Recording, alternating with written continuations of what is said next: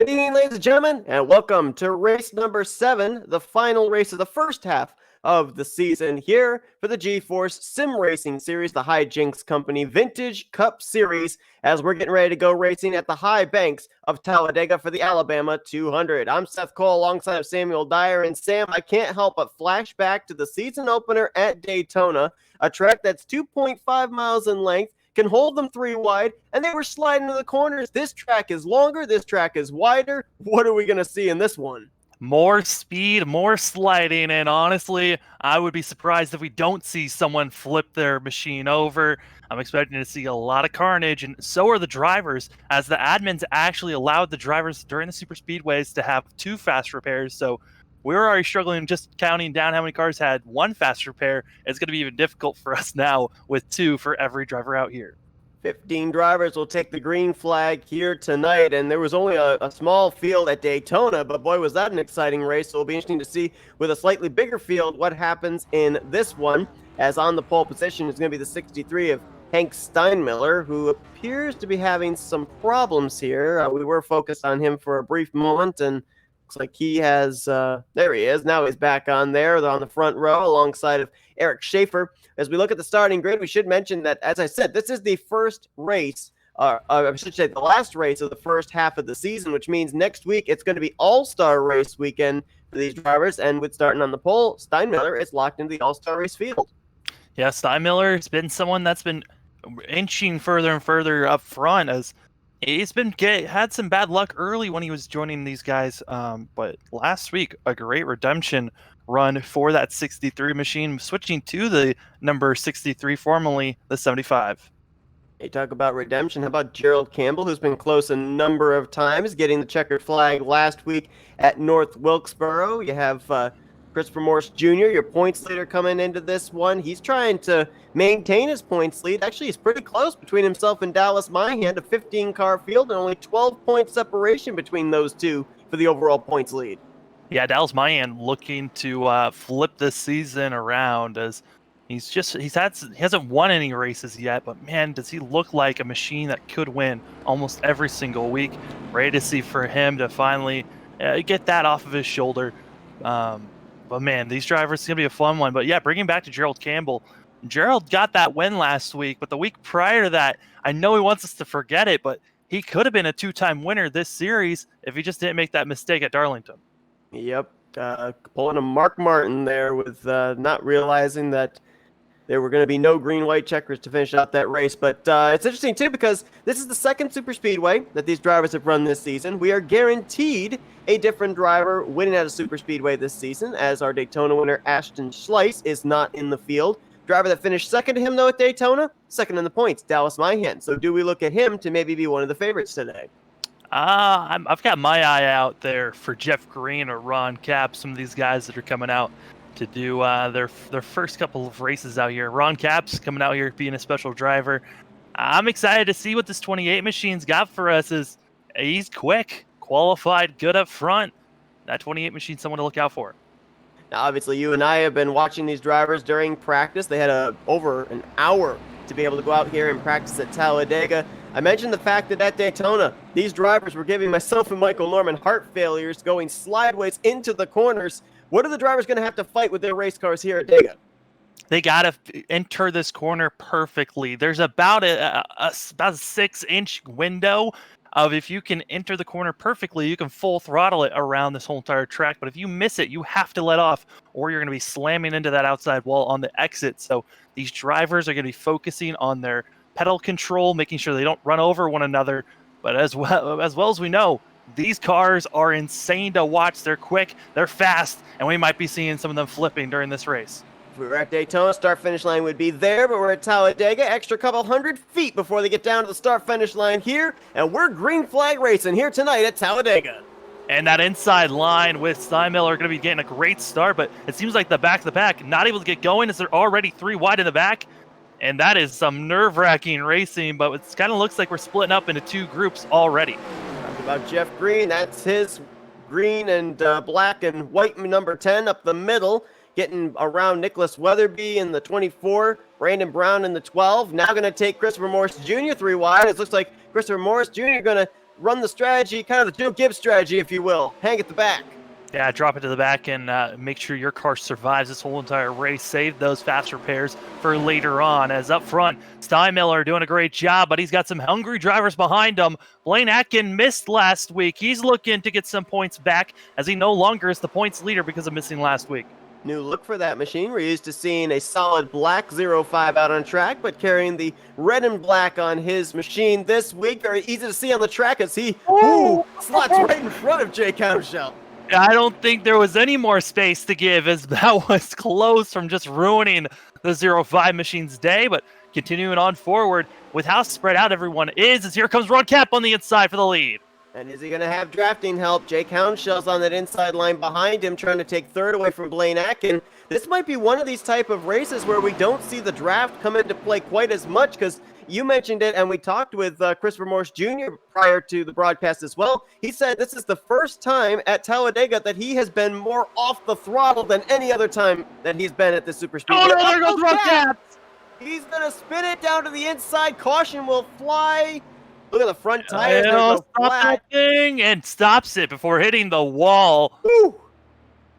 Don't have to use a fast repair on that one, but that was a heart stopper. Not sure you can get any closer without making contact with that inside wall. As you saw, I think he flat spotted those front tires hard on the brakes, but fortunately did not hit the inside wall. And as we said, that was just a case of the car getting loose. I don't think there was any contact whatsoever given to the back of that 28. Yeah, there's the only place that you really feel comfortable in the car, and I say that in quotations, comfortable, is down the backstretch. Everywhere else on track, your car is wanting to either snap or throw itself into the wall, and it's going to be very, very difficult for these drivers. And with Ron Capps practically slamming on those brakes, trying to stop his car, that's going to wear down those tires a ton, and these drivers only have 4 sets to work with. And of course, as you mentioned too, I mean, the back straightaway, you're going straight. You're on this front straightaway through the tri-oval, you're continually still turning left. And when that back end wants to kick around, you got the steering wheel turned to the left. There's no doubt about it. That back end's going to come around unless you want to try and run the risk of overcorrecting it back into the outside wall. Yeah, and you can see the driver stopping. They're letting the pace truck come up front and get in front of these guys, and then they'll get back going. But that was a nerve-wracking scenario for a lot of these drivers out here that I don't think any of them were expecting to see Ron Capps go around like that. But you're so loose, and your car is just floating on ice practically through the tri-oval that if you touch the apron at all, your car is snapping on you instantly. You have zero way of saving it unless you stop like Ron Capps did. Watch the hands of Ron Capps inside of that 28, continuing to drive the car even though it was sliding down towards the inside wall. And a lot of people think that, when you go into a slide, you're just along for the ride. But no, these drivers do have ways of being able to maneuver that car is going to slide and not hit anything. Ron Capps did that to perfection in a very difficult part of the track to be able to make sure that you don't hit something. Yeah, he was luckily the track on the inside started to open up, so he was able to slow down enough. But that was a very, like I said, nerve-wracking scenario for him. First car into the pits, though, is going to be Robert Hedges, who's inside. Looks like did a full stop and getting back out there, deciding to, I think he decided to go with tires early for the 8 machine to come in for tires. Not sure how I feel about that strategy, especially with the fact that it's an 80-lap race. We know these drivers are going to be having to be on pit road at least one time in this race, and I kind of think you'd want to save those tires for later on, especially with the fact of what we've seen already with drivers spinning and sliding. Ron Capps on that long slide, we saw how the front tires were flat spotted. You want to make sure you have those set of tires available to you if you run into an issue like that. I wanted to take that back. He actually did not take tires. That machine was just sitting on pit road. Might have been getting some repairs done possibly, or taking a little bit of a break on the pits and getting back out there. Getting some fuel as well into the 8 machine. So back out on track. We'll be starting back in 15th. One driver that was definitely on the move at the drop of that green flag was Jeff Green. Worked his way up to the 7th position. Actually, he worked his way up to 8th and then took 7th after Ron Capps had his spin off of the tri-oval. But, we got about 2-3 laps in there. Some of the takeaways that I saw, at least from those first couple of laps, one of them was the fact that this is a super speedway, but just the way that we saw drivers being able to make passes, get runs and everything, had more of the fundamentals of a speedway. It was like you could make a pass without needing someone behind you to push you. Yeah, it's really about your entry and exit here at Talladega and all the speedways with these machines. These 87 cars, they just want to go fast. And even if you're following a machine, I mean, back then it was more so of just make your car go fast and you're good, not really make it as aerodynamically as possible. So stock cars have really changed throughout the years. But back then, man, the 87 machines were just rocket ships. Yeah, I mean, what was that qualifying lap that Bill Elliott had back in the day? I think it was like 212 miles per hour here. I was watching these guys in practice, single car runs, and they were carrying 210 to 212 miles per hour by themselves into the corner.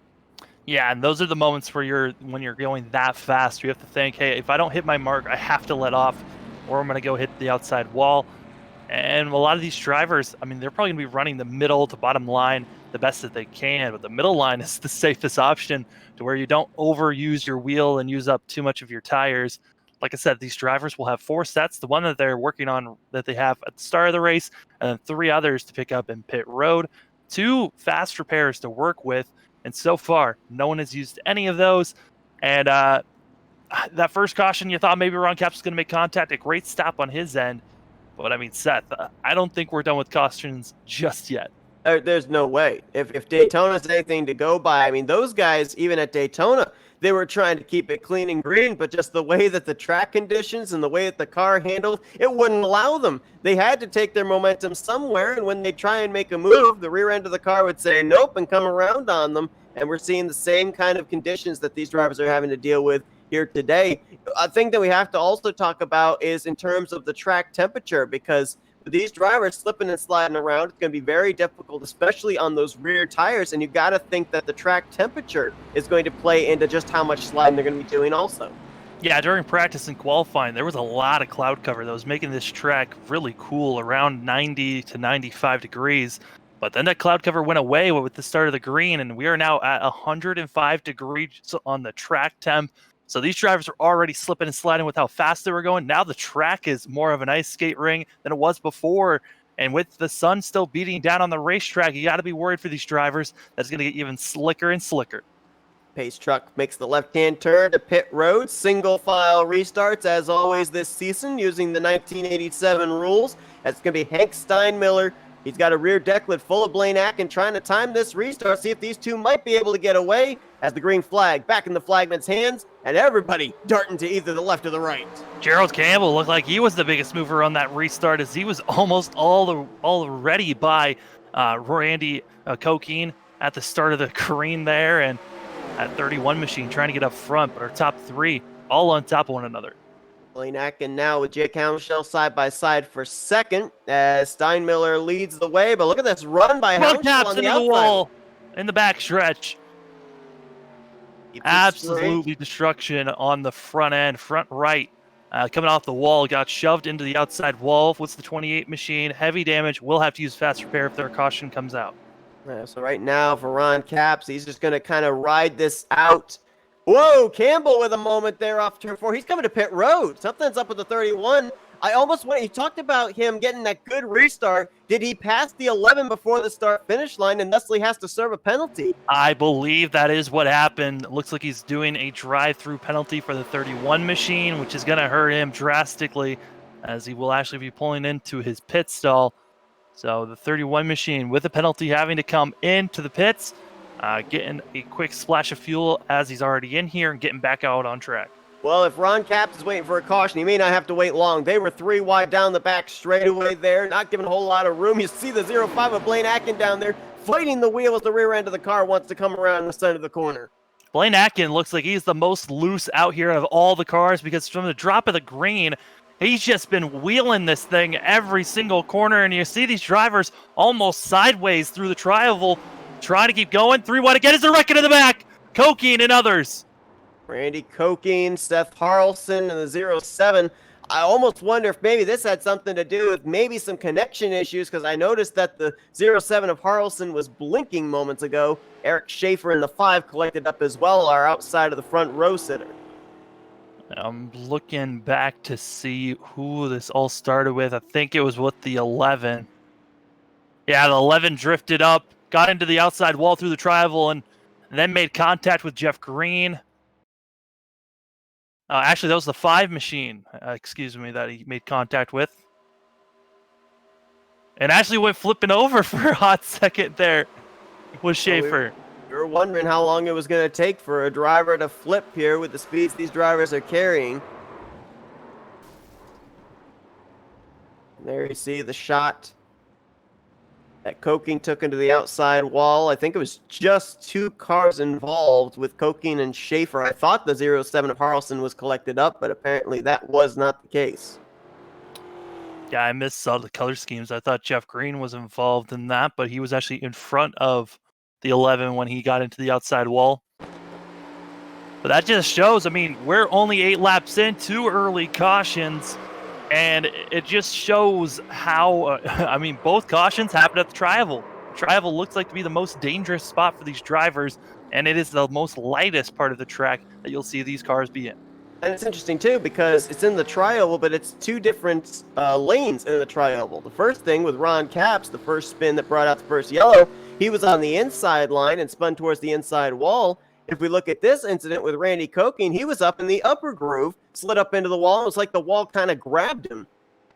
Yeah, he was just carrying way too much speed and was way too high trying to make the Tri-Oval work. And as you saw, I mean, the wall just grabs these cars. If you're too close, it feels like the air for the aerodynamics in these machines just want to push you up into the wall when you're coming off the exit of either these corners or the Tri-Oval.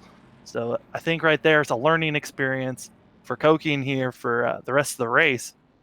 But man, a driver that enjoys to see this caution come out, it's got to be Gerald Campbell. And Ron Capps as well. With having that damage, we'll have to wait and see if Ron Capps actually decides to fix the damage or take a fast repair. My assumption is he would probably want to just try and repair the damage as best he can, save at least those 2 fast repairs for later on in the race. Randy Koking and Seth Harrelson on pit road as well. And you'll notice that the race leader is Jake Hounshell.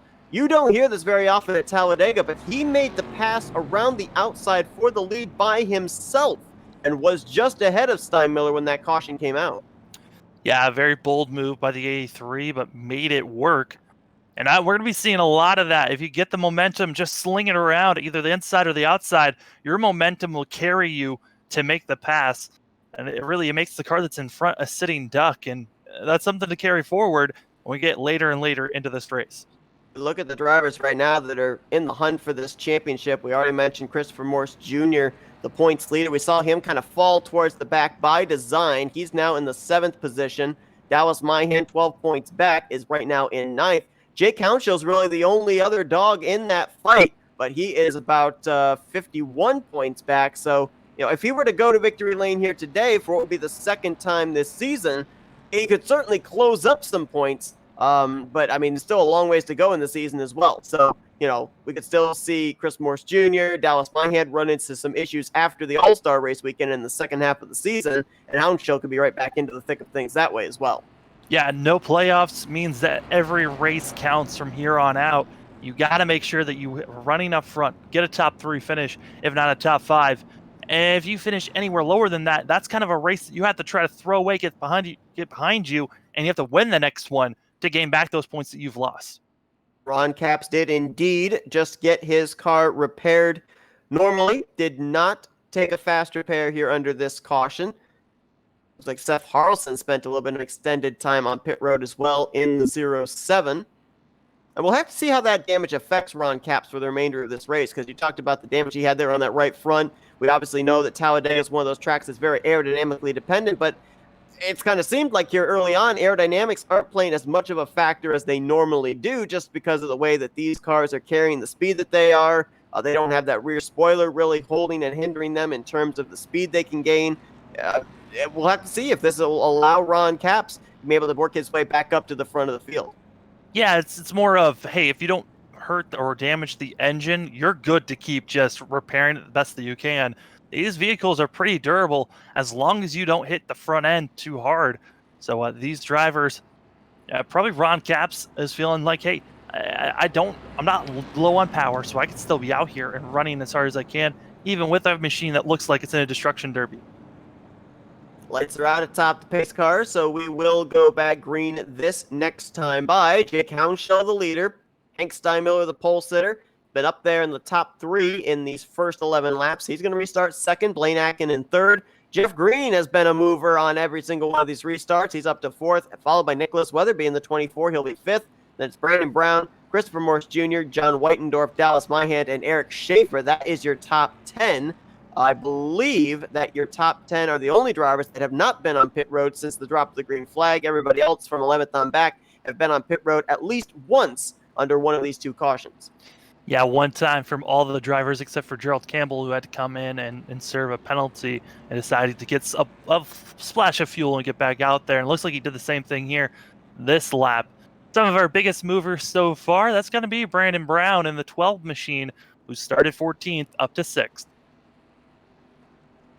So we've worked two cautions here in the first 10 laps of this race.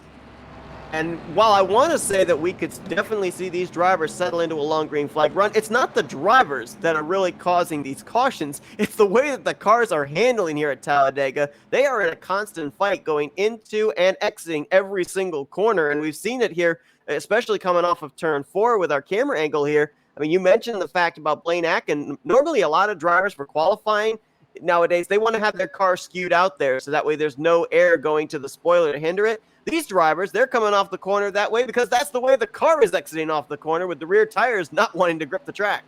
It's just slipping and sliding, and that's what we're going to continue to see from here on out. For the drivers that have not pitted, it might get worse from here on out because they don't have the fresher tires, and it's going to be something to watch as Blaine Atkins diving it deep, understanding he has to wait for them to cross the line. Now we'll take off for the 05. Yep, then we saw that Gerald Campbell ended up getting busted for that. So Blaine Atkin making sure that he makes the pass cleanly, but not before the start-finish line. He'll now move into second place. Nicholas Weatherby worked around Jeff Green, now up to fourth in that Rainbow Warrior DuPont Chevrolet. Yeah, and I don't think Houndshell's going to be leading this lap just based on how people are running. Here comes Blaine Atkins on the inside. It'll be interesting to see here, too. We actually didn't ask this, but I wonder, you know, if we're running 1987 rules, that double yellow line never was in place until I think it was 2002. So I wonder if these drivers, if they're going to be able to utilize below that double yellow line in this race. I believe that we got word that they cannot use drive below to advance their position. So, but that will be something to watch out for drivers that do that. Here comes Jeff Green being followed suit by Brown in my hand, and behind them, you've got yourself Gerald Campbell, who's trying to get back up with this lead pack, trying to work with Christopher Morse Jr., but our top 7 all on top of one another. And they are double wide, 3 rows deep. Now going to go 3 wide as Weatherby took a look there in Atkin, couldn't get enough of a run. And right now, I mentioned the fact it looked like a speedway race. That's in the corners. I'm definitely seeing these drivers being able to hook up and get good runs on either the inside or the outside line on the straightaways.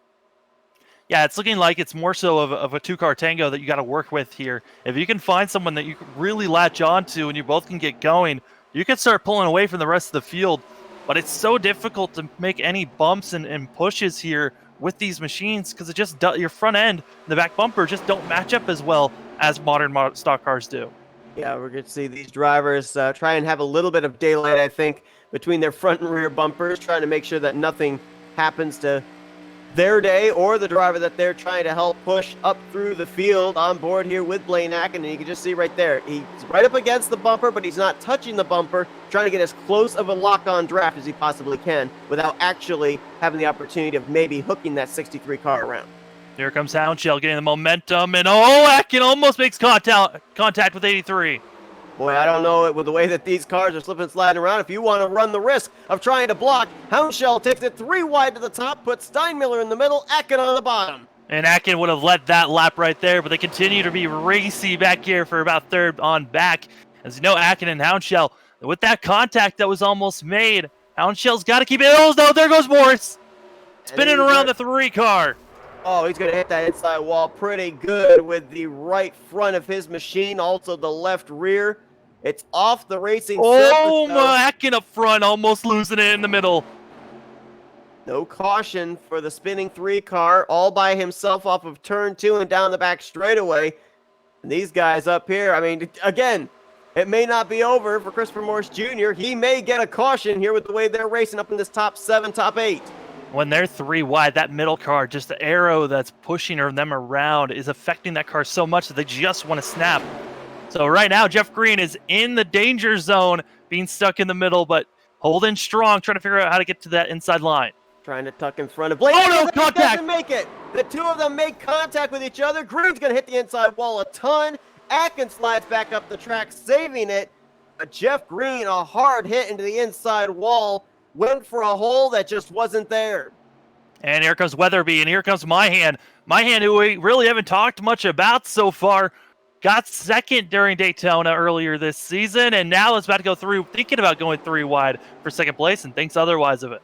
Jeff Green's car is crunched on the back straightaways. He's trying to limp it back to Oh no, Road. Oucho gets spun by Weatherby! My goodness. There goes And Gerald. We've got 3-4 of our race leaders up and into the air. And Gerald's still upside down, making contact again with Houndshell. Campbell's car comes to rest on its lid in the grass in between turns 1 and 2.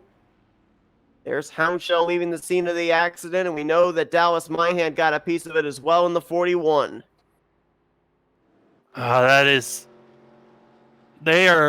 guys are racing so aggressive, making some aggressive blocks that really made that wreck come to fruition. But we have to really take a closer look at this accident because it's our biggest one of the day so far.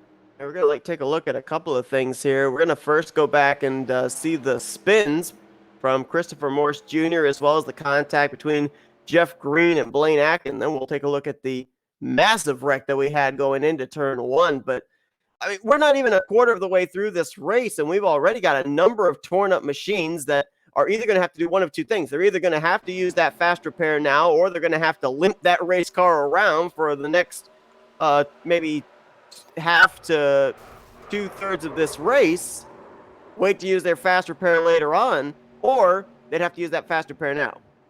Well, we know Jeff Green has to use it, and he will utilize the fast repair early in this race because he blew his engine. And that's the one thing that most of these drivers, like I said, if your engine is still going, you're pretty much better off staying out there on track and continuing to push forward. But it's going to be difficult for all these drivers so far, as a lot of these machines, heavy contact. Yeah, we saw the 31 of Gerald Campbell going up into the catch fence, as well as the 83 of Jake Houndshell. Saw the 31 continue to barrel roll down into the infield grass, down on the apron of turns 1 and 2. So you got to wonder if any of those drivers are going to have to use their fast repair now or not. You know, we've been talking about how, this racetrack in the corner seems to be a lot more like a speedway of sorts. And you're right, it is a lot more like a speedway in the fact that tire wear is a little bit more important than fuel in this race. Is for these guys with fuel, they can make it about halfway, maybe a little bit longer than that, and then they have to come into the pits. But for tires, they were given 4 sets. The one they started off with, and then 3 more to use during the race. We'll see how they want to utilize it, as most of the field coming in and getting tires this time. And it looked like the 12 machine of Brown might have used the fast repair. And I don't recall Brandon Brown being involved in anything. Excuse me, no. It was the way that his car looked at it looked like possibly he used one. But actually, the 12 machine did not use a fast repair there. Right now, a number of the drivers that were caught up in the replays we just showed you are currently not using fast repairs. Dallas Myhan is currently still trying to get repairs done. Christopher Morse Jr., Gerald Campbell as well. You see all of them on pit roads. The 41 now will leave his pit stall and head back out onto the track. The good news for these drivers as well, if they're not going to use that fast repair and they're going to spend time on pit road trying to get it repaired, I mean, this is a 2.66 mile super speedway. A lot of time to be able to spend on pit road, get those repairs done, and still remain on the lead lap. Yeah, we're still not even at the 1 to go, so a lot of these drivers are still in pretty good shape to get back out there, stay on the lead lap. Right now, Jeff Green and Gerald Campbell both running 1 lap down. Morris Jr., though, is getting close. If he can't get that machine back out there, will become 1 lap down as well. It's incredible how even 20 laps in, the landscape of the front of the field can change instantly. A lot of the drivers that we had up in our top 5 in these first 18 or so laps, now they're towards the back of the field, either getting repairs done or back there after some spins. And take a look who we got up here inside of the top 3. The guy that brought out the first caution of the day, Ron Capps, is now up in that 3rd position. So you kind of get the feeling that all these drivers we're seeing up here towards the front, we can't really look at them as someone to close the deal out because of what we've seen in these first 20 laps. Yeah, and Ron Capps still has that damage on the right side, so never had to use a fast repair, finds himself third. So not a bad spot for the 28 machine who's been slowly working his way up to the front as we're getting close to lap 20 of 80. John Whitendorf was fifth. He came to pit road to get some repairs done as well, or maybe just to make a pit stop and get a little bit of extra fuel in that 33 machine. As Hank Steinmiller, the pole sitter, back out in front, showing the way. We're going to step aside for a quick commercial break, and we'll be right back for the green flag here for the third restart of the day at Talladega.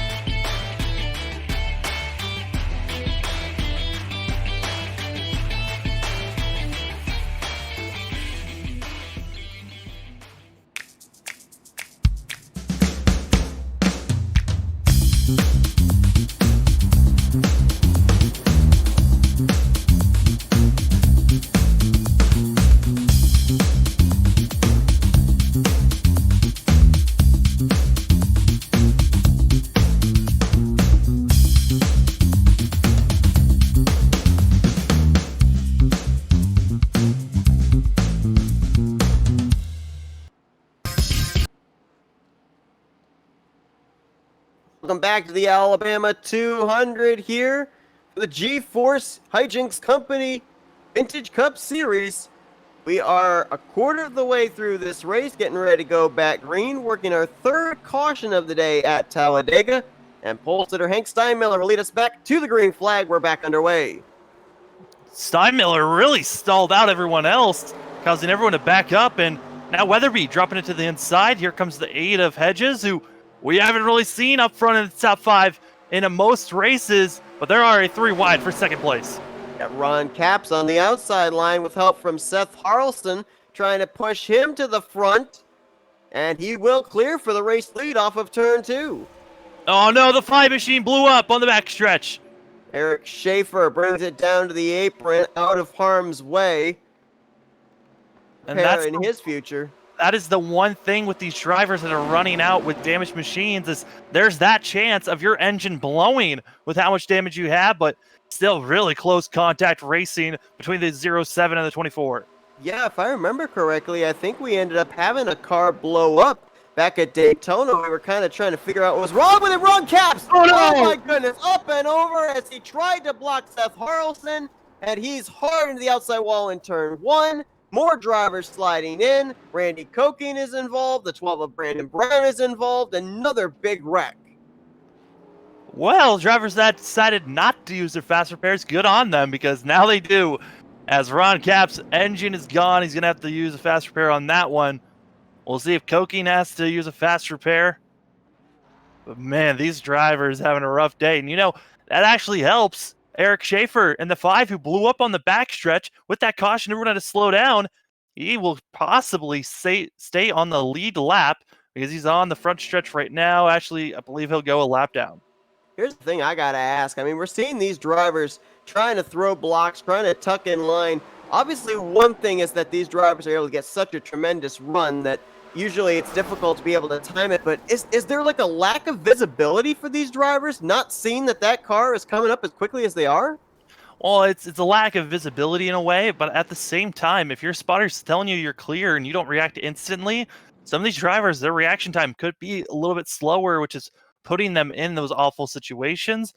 Other things that could possibly be it is a lot of these drivers are used to other machines that aren't as, the front ends aren't as long as these 87 machines, and I think that might be also another reason why we're seeing a lot of these blocks being a little bit, late, is the fact that they're not used to how long the car behind them really are.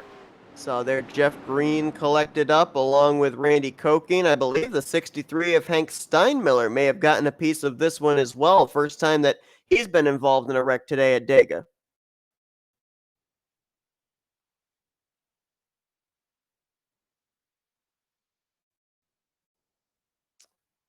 So caution is out again. Fourth caution of the day.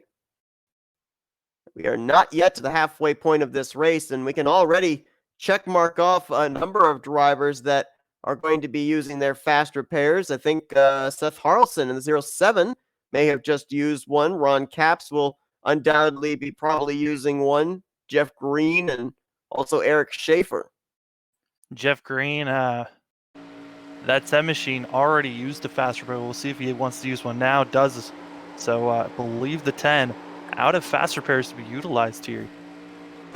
It's got to be such a helpless feeling based off of what we've seen here in the early stages of this race. Is riding on board there with the pole sitter Hank Steinmiller. He did indeed get some pretty good contact with the right front of his machine when Randy Koking spun down into him. So, it looked like maybe a 3-4 car incident from the initial live reaction, but as we clearly see from these camera angles and whatnot in these replays, there were about 8-9 drivers that got some damage in some way, shape, or form from this wreck over into turn 1. Yeah, right now Jeff Green is out of fast repairs for that 10 machine, and that is a helpless feeling as we're only 23 laps into this race. That is going to be rough. I take that back, 24 laps into this race. Now, we saw Jake Hounshell out in front earlier.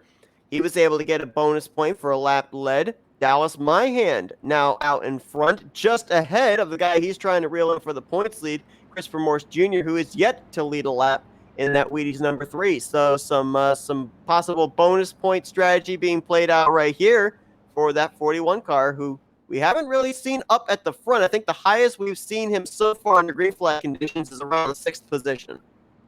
I believe you're right. 6th position would be where we're used to seeing him running. Looks like Hounshell is going to lap in third. So that's your top 3 in the points that are going to be first, second, and third on this restart. A couple of drivers down there on the apron. That's Gerald Campbell, who's 2 laps down. John Whitendorf, the 33, is also off the lead lap. He is down there as well. Blaine Atkins down there, but he's in 5th. He is on the lead lap. And, we talked about this during the commercial break. You brought up the point of why a number of drivers are a lap down, but Campbell is 2 laps down because when his car came to rest on his roof, he unfortunately had to tow his race car back to pit road. Yeah, with him being practically at the pit entry, that means that he needs to be towed all the way around this 2.6 mile race course, and that is a long tow for these drivers. That's almost about 2-3 minutes, and it takes these drivers to pace around about a minute and a half. So really losing a lot of time, and that's why he's so many laps down. And with more drivers becoming laps down in front of him, it's not giving them the opportunity to get that free pass. I mean, get the lucky dog, as they have modified the fact in this series that you can get a lucky dog, but no wave rounds. Yeah, and I think it was Jeff Green that just ended up taking that lucky dog here for this caution. He'll be the last car in the lead lap in the 12th position. Interesting kind of turn of developments here because Ron Capps was up and into the catch fence, bringing out this most recent caution. Came to pit road, got the fast repair, stayed on the lead lap, and then a number of drivers came to pit road the following lap. So Ron Capps passed them all. He's going to be third on this restart. Well, he was third on the last restart, and he was, I don't think 3 is really the lucky number for Ron Capps right now. As I don't think he wants to be restarting third. A lot of bad luck has happened since he's been starting there. Now, obviously, with the 1987 rules and single file restarts, the lap machines intermingle with the lead lap machines. So right now, your top 3, Myhand, Morse Jr., and Capps, they are in the correct positions. You've got then lap machines of Gerald Campbell and I believe that's John Whitendorf in the 33. They are between the top 3 and 4th place running Jake Hounshell. 5th is going to be Blaine Atkin on this restart. We're trying to keep track of all the drivers that have had to use faster pairs up to this point. You mentioned Jeff Green has used up 2. Ron Capps, I'm pretty certain, has used 1. Gerald Campbell, not certain if he's used 1 or not, because he did spend about 5 minutes or so in his pit stall. So I don't know if that was just getting repairs or if he indeed did have to use a faster pair. Well, the 5 minutes was because he got towed, and that's why he was in there for so long. But I believe he did have to use a fast repair there for that machine. I would assume Houndshell has used 1 as well, as both he and Campbell took hard licks into the outside wall in turn 1. But here we go. It's going to be a total of 55 laps to go. And for the first time today, Dallas Myhand will lead us down to the green flag. Dallas Myhand in the 41 machine, someone who got second at Daytona, trying to get the win here today. And diving real quick was Campbell there in the 31, who is a lap machine, trying to pull along with Houndshell behind him. Yeah, what Campbell's doing right now is he's trying to get himself up there ahead of the race leader, get one of his laps back the hard way, which would put him into position to maybe get a free pass a little bit later on in this race, as Houndshell dives to the outside line with help from Blaine Atkin trying to get around that lap machine. I don't think Myhand's going to be able to block this run. No, he had a huge gap from when he got that restart, and no one else followed him, which allows him to just be a sit and duck for everyone else passing the 41 machine. But Dallas Myhand, at least still in third for now, trying to hold off the rest of the field, as now Houndshell in the lead, Atkin on the outside, and the lap machine of Gerald Campbell following suit behind the 05. Houndshell has a win this season. Atkin has 2. Campbell has 1 from last week. That's the top 3, but 2 of them are on the lead lap. 1 is currently 2 laps down. Meanwhile, back here behind the top 3, you got Dallas Myhand. He's got Nicholas Weatherby hounding him. You've also got Seth Harrelson and Ron Capps, who were collected up in the last caution, now in the 4th and 5th positions.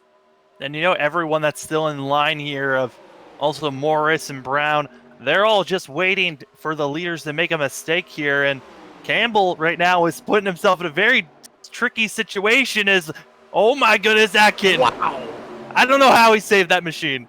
Well, he went out of shape and Campbell went out of shape at the exact same time.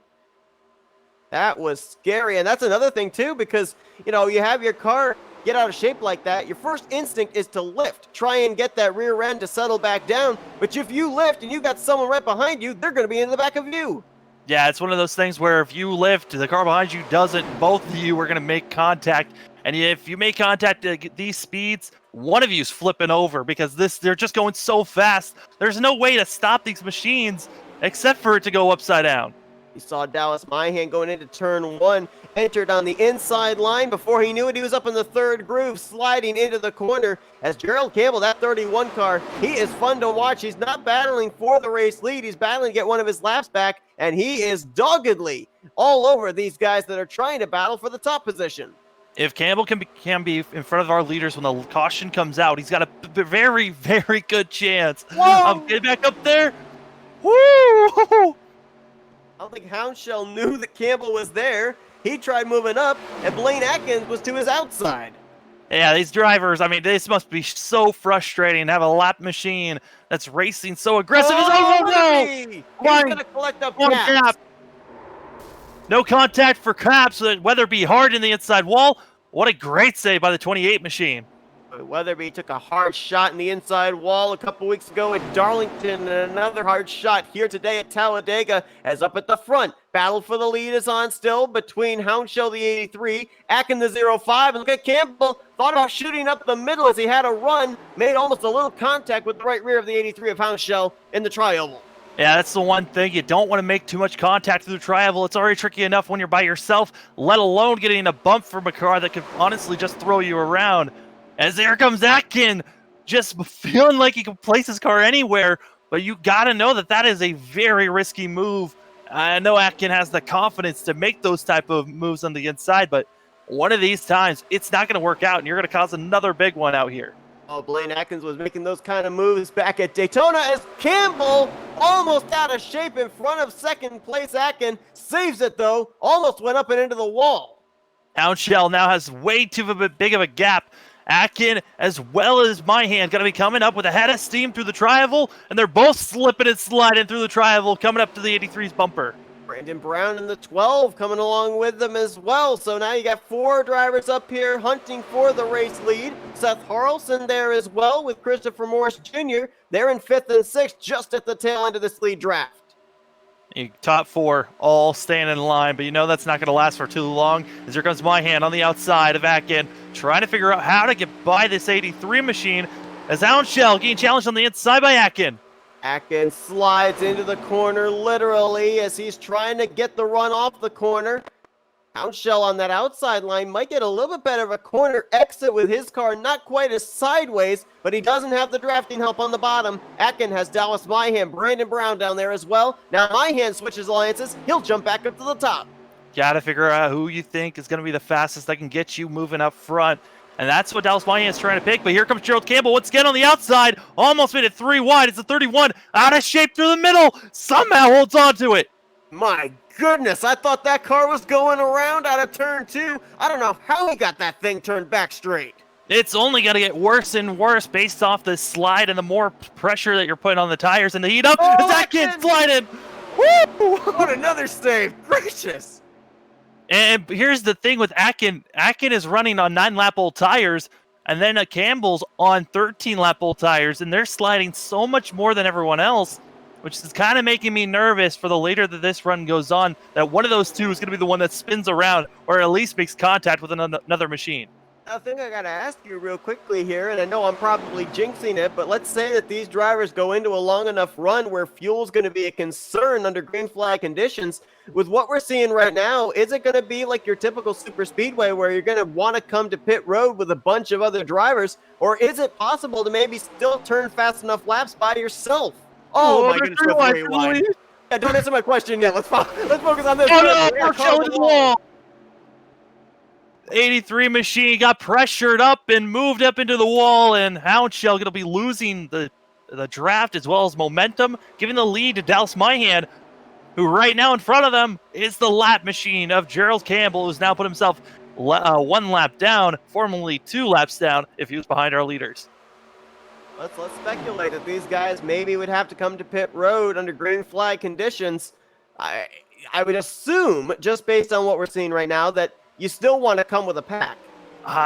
If these guys have to come in for tires, maybe. I think these drivers could possibly go for another 10 to some of them for 10. That being Blaine Atkin, who was only on 11-lap-old tires.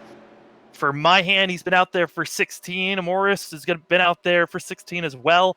Those drivers are kind of in a weird window where they're about 9 to possibly 10 laps away from pitting, but those tires are going to be out of shape. As here comes Atkin on the inside of the 31 machine. Both those machines have been slipping and sliding through the corners. We'll see if they slide up into one another.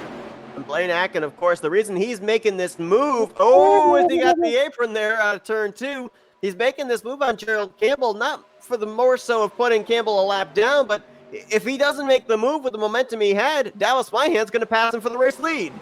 Yeah, and these drivers are getting closer and closer. Here comes Morris Jr., who finally has caught up to the pack, as well as bringing with him the lap machine of the 33 of John Whitendorf. And then with more cars joining this pack, the more chaotic it's going to be, and the more you have to have your head on a swivel. As the momentum you're bringing in, you've got to throw it somewhere. And then you also got to make sure the car behind you doesn't come in with the faster momentum, and you both put your car in the same place. We're going to keep our focus here on this lead pack. Oh, as Blaine Atkin nearly again loses it into turn 1. My goodness, what a save. And again almost loses it out of turn 2. Oh, gracious. Contact made. 41 and 31. There goes Myhan to the wall. Chris Morse Jr. Campbell hit the inside wall. Back up into Myhan comes Campbell. And another big wreck, this time out of turn 2. And Campbell, with engine issues, is going to have to use a fast repair there. And it looked like Atkin got loose, as you saw, came back up, made contact with Gerald Campbell, and away they went. I mean, I don't think there was a time going through 1 and 2 that lap that the 0-5 of Blaine Atkins was facing the correct direction. I mean, that rear end and that front end, they were facing down to the inside of the racetrack just about that entire 2 corners. And Unfortunately, the contact with Campbell sent him up into Dallas Myhan. Christopher Morse Jr., who'd done a tremendous job here for the first half of this race, keeping himself out of trouble, just trying to save that fast repair and not have to use it until later on. Of course, trying to also preserve his points lead here at Talladega, a wild card type track. He gets collected up in this one as well. And looking like John Whitendorf and the 33 machine will be given the free pass here of a going to be given that chance. Saw the hits right there for Campbell and Morse, and you brought this up too. You know, you can maybe be all right as long as you don't have engine damage, but when you slide down, you hit that inside wall with the front end of the race car, it's very unlikely you're going to be leaving the scene of the accident without some form of engine damage. And someone in the comment section said, I think Steinmiller's the only guy that hasn't been in a crash yet. Actually, that would be Brown, Brandon Brown. I believe he's the only one who has not been involved in an accident, as Steinmiller was involved with, I think, either caution number 2 or 3 of this race. Yeah, he was involved in the Ron Capps wreck when Capps went up into the wall. Randy Koking came down and got the 63. The only other driver that maybe hasn't been involved in a wreck, and I would have to kind of check back on this, might be that 8 machine of Robert Hedges. I don't think he's been involved in a wreck yet either. Yeah, it's hard to tell if he was in. I think he might have been in one earlier, but Hedges has been such a wild card machine because he's been keeping his car clean and kind of away from everyone else, letting them destroy their cars. I think that might be a good strategy for the 8 machine. Let everyone else wreck out, and then by the end, you'll be the one car that has at least the fast repair to work with, and you could do something a little bit reckless later on in this race. Mentioned Randy Koking. He is right now your race leader. Nicholas Weatherby also staying out. These drivers have been out there on these tires for 15 laps. And you see the 5 of Eric Schaefer, who's starting the outside of the front row for this race. Now, right now, he would be in line, I believe, for a wave around since he is ahead of the race leaders. Right now, I do not believe so. I think they're going to have to push him back, but I could be wrong. Once we get the 1 to go, that will be the time that we could possibly see the 5 machine getting to go and get that lap back, which then would put Gerald Campbell being the only car at least 2 laps down, but the only car a lap down at this point, if the 5 of is able to get this wave around at the moment. So working our 5th caution of the night. We will be going back green, I believe, right at the halfway point of this race. And you mentioned it already, Sam, that there's probably... Well, actually, you know, there might be another driver we could add to the list that was not involved in a wreck, and that would be the 5 of Eric Schaefer, because I think the only thing that's happened to him was he ended up having an engine failure on one of the restarts. No, he was involved in the second accident that had him have that engine damage that caused him to then blow up, so... Schaefer has been involved. Yeah, like you said, there's probably only 2 cars, Hedges, and then maybe Brown. But Brown's been around so many cars that I'm surprised if the 12 machine hasn't gotten contact at least once. Yeah, I mean, we've seen drivers get up into the wall. We've seen drivers make contact with each other, dooring each other, but be able to keep it straight. So there could be some cosmetic damage like that the 12 car sustained along the way. We're only halfway home. We should have the lights going out atop the pace truck this time and should be going green on lap 40 of 80, which should give us 41 laps to go when they do hit the line. Yep, I mean, lights are out now. That was the longest green flag run that we've had so far. You got to kind of wonder, you know, as the field's going to start to thin out a little bit here with more drivers sustaining damage, more drivers trying to save that fast repair. And there you see, you were right. The 5 of Eric Schaefer is going to have to drop to the back. He is not eligible for a wave around here. But, you know, as the field spreads out, more and more of the chance of being able to continue to have longer green flag runs. But we already know about Jeff Green. The question is for other drivers too, is anybody maybe in the same boat as Jeff Green, where they're now maybe kind of breaking themselves away from the lead pack, just riding for the moment, keeping themselves at least in the conversation when we get to the end of this race? I mean, I would imagine there's going to be a lot of cars trying to think of that strategy to make it to the end. Man, it is going to be so difficult though, because we saw on that green flag run of how many cars were just getting loose after only being out there for about 9 laps on those tires. We still have we're gonna have 41 laps to go once we go green. These drivers, I don't think we're done with there's at least 3 more accidents to be made just based on how many tires are going to be left at the end of this thing. Now, we mentioned that there's really only 3 drivers in the hunt for the championship right now, mathematically, that being Christopher Morris, Dallas Myhan, Jake Hounshell. But, these guys out here racing at Talladega, they've got something on the line here as well. If one of them goes to victory lane, that's a ticket into the All-Star race at Charlotte next week. Going to the All-Star race is going to be a fun one. It's going to be a blast for these drivers. And, they're going to be trying to do everything they can because, next week, there's so many, believe we're having a ton of heat races to figure out who's going to be making it in as well. And everyone wants to have fun at the All-Star race. Pace truck is off. It's going to be Randy Kokine leading the way in the 11. We'll see how that beat-up machine can take off here. And got a great start, taking off quite early. But that is a pretty big gap that you want to have compared to the cars behind you. Nicholas Weatherby did not get going, and look at this. Look at Blaine Atkin pushing the 24. Now he's going to try and maybe take them 3 wide as he jumps to the inside, trying to move his machine back to the race lead. Blaine Atkin was the highest restarter of those that came to pit road under this latest caution. Yeah, it just looked like Kokine got a great restart and decided, hey, I don't want that big of a restart. Got on the brakes, but Weatherby and Atkin already were taking off, and now you got Brown and Atkin side by side for the lead. Brandon Brown taking the outer lane into the corner. It did not serve him well. Now he'll try and draft back up to the bumper of Blaine Atkin. Atkin trying to keep his car underneath him as, whoa, Weatherby almost getting into the wall off of turn 4. Here comes Morris and Caps, both with fresh machines, trying to make as many moves to get back up front, but they got to get by Kokine and Weatherby, who are both damaged vehicles so far.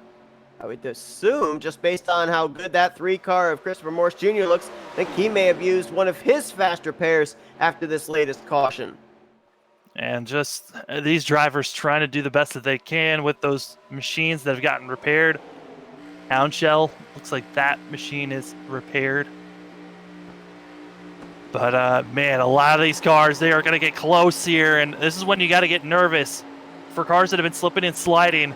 For Weatherby as well as Kokine, both on older tires compared to everyone else out here, and they're in the middle of this hornet's nest. There's Gerald Campbell in the 31 with Dallas Myhan in the 41. Campbell right now 2 laps down, would not be in line for the free pass should a caution come out. Whoa, Kokine nearly took the nose off the Wheaties Chevrolet of Christopher Morris Jr. Morse cut him a break. And with backing up Morris, it backed up Caps, who then got ran over by Myhan, so those drivers in the back, they got to be careful of drivers making some late blocks and moves. As here comes Weatherby on the older tires, thinking about making it 3 wide for the lead, as well as Kokine in the back. He was thinking about pushing someone as he was drifting back a little bit. Brown now on the outside, getting pushed up by Weatherby. Yeah, Brown up to the 3rd groove as Weatherby's going to move by. That would be unofficially for the 3rd position. Whoa, Dallas Myhan by himself back there, nearly losing it, heading towards the dotted yellow line that separates pit road entry from the racetrack, and now Brown slides it out of the tri-oval. I think we've overused the word slide here today, but that's just about what everybody's doing out of these corners. I think the other word we could probably use is skating around here, as these drivers have all practically zero grip on the track where they're going through the tri-oval and the corners. As the track temp has gone down by 1 degree, down to 104, still extremely hot, slick, and these tires do not enjoy this. Yeah, the front straightaway bathed in sunlight, but I'm seeing some shadows start to creep out of the exit of turn 2 down the back straightaway. So you got to wonder, with a cooler back straightaway and a hotter front straightaway, how that's going to affect these drivers and the way the car handles for a lap around Dega. It's interesting to watch drivers that have faster pairs and the ones that don't. Most of these drivers up front still have at least 1, possibly even 2 faster pairs to be used. The car that's back in 8th, just lingering back there watching this lead pack, that's Jeff Green, who ran out of all his fast repairs, deciding, hey, I got to just survive to get to the end. I'm not going to be up there and you're that mess up front. And he did this back on the last restart as well, and I was going to document that. He is just trying to preserve his machine here for the end of this race. You mentioned no faster pairs left, and boy, Gerald Campbell, he's been involved in quite a number of wrecks here today. He's 2 laps down again, trying to fight his way to the front to get one of his last back the hard way. Yeah, we always talk about how, these long races, the fatigue starts to kick in, but with how much these drivers are working the wheel, trying to save these machines every single lap, the physical fatigue is going to be kicking in at some point, and mentally you have to stay strong to keep on pushing forward with these cars drifting around both corners right now and the tri-oval. Yeah, people think that drivers, to drive around a super speedway like this, you just have to hold the throttle open and turn left, and you can kind of go into a lull. But with the way that these drivers are having to fight these race cars, as Campbell tried to make a move down there below the double yellow line, the way these drivers are having to fight the race car every lap. Oh, Ron Caps! Saves it! Woo! I mean, to your point, you've got to keep yourself mentally focused because something like that could happen. Yeah, at any moment, someone's car could just break, and the problem is we are getting close to that 9-lap marker as we cross the line here. This is when we start seeing Atkin as well as Campbell start to just get their car so loose that you thought they were going to snap at any moment. So we're now kind of in that danger zone of when will a car get loose, and then we've also got lap traffic in front of them. Slow car of the 07 of Seth Harrelson, who was on the lead lap. If he goes a lap down, that knocks Eric Schaefer out of the free pass position, as now they're going to take him. Almost looked 4 wide for a brief moment going into 3. We look like we're heading to deja vu a little bit here. Yikes. Deja vu with Atkin, Campbell, and also Houndshell. Your 3 cars up front. Your top 2 of Houndshell and Atkin. Campbell, 2 laps down, just running up here trying to unlap himself the hard way. And we've seen this week after week as well. These drivers have been up at the front battling for wins at Darlington. We saw, Campbell in a great battle with Houndshell back at North Wilkesboro. I mean, a lot of these drivers know each other so well. They're trying to do a little game of one-upmanship here at Talladega. As Atkin, I don't know if there was contact between himself and Campbell, but he was out of shape out of 2. I don't know how Weatherby is still up here with the tires that he's working with. He is on 24 lap old tires as there he goes around. Yikes! He's able to save that machine. Campbell, a little bit too much speed to carry, but that could have been so much worse. As I was stating, that 24 machine, his tires are gone. Him being in the middle of all that, the pressure of the air, it's going to throw that 24 machine out like it did.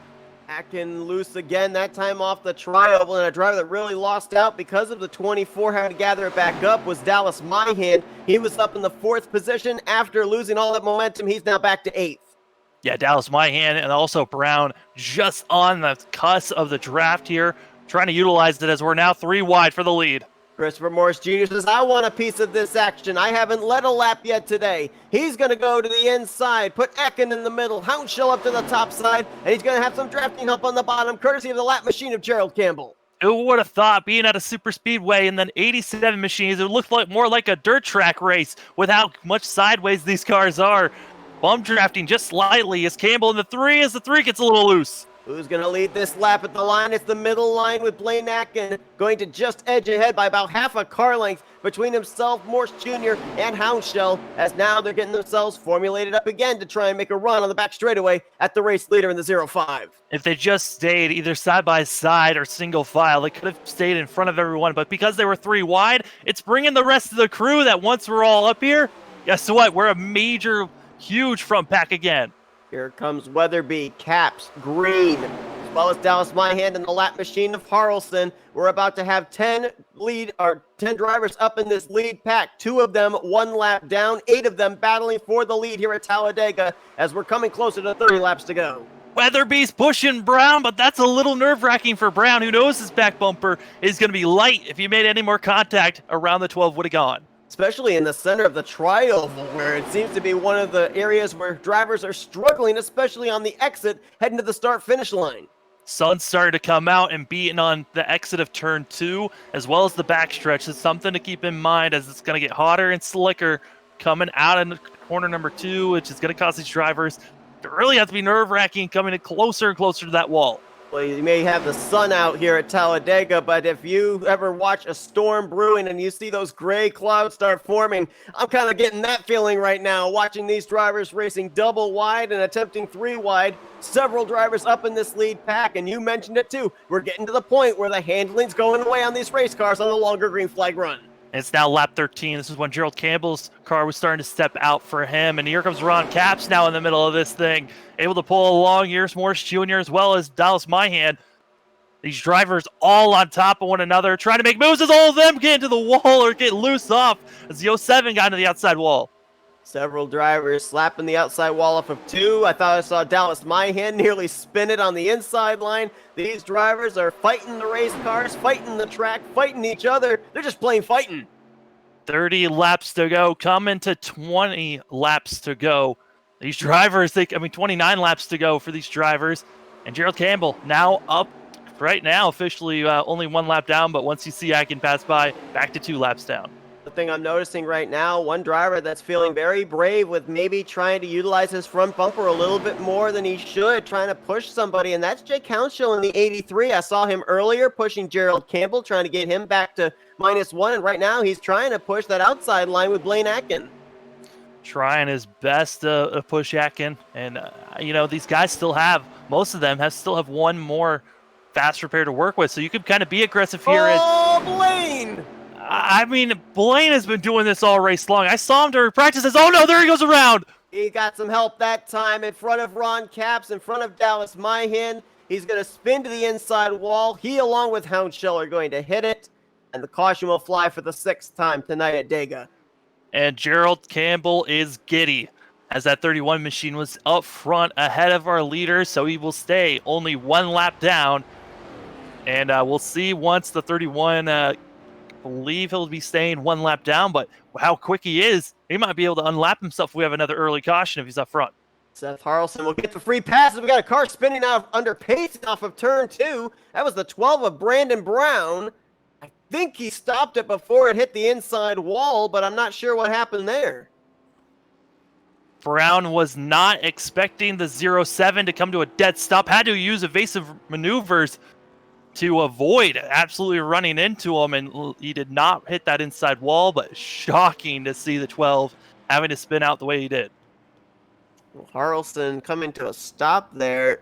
He was going to be the recipient of the free pass, so I'm not sure if he knew exactly what he needed to do there under pacing, as after everything that just happened, they were off of turn 2. Nicholas Weatherby and the 24 out there on 30-lap-old tires, as opposed to everybody else that was around him on 16-lap-old tires, is going to be the race leader and will undoubtedly be leading these drivers down to pit lane, as we'll take a look and see again what happened off of turn 4.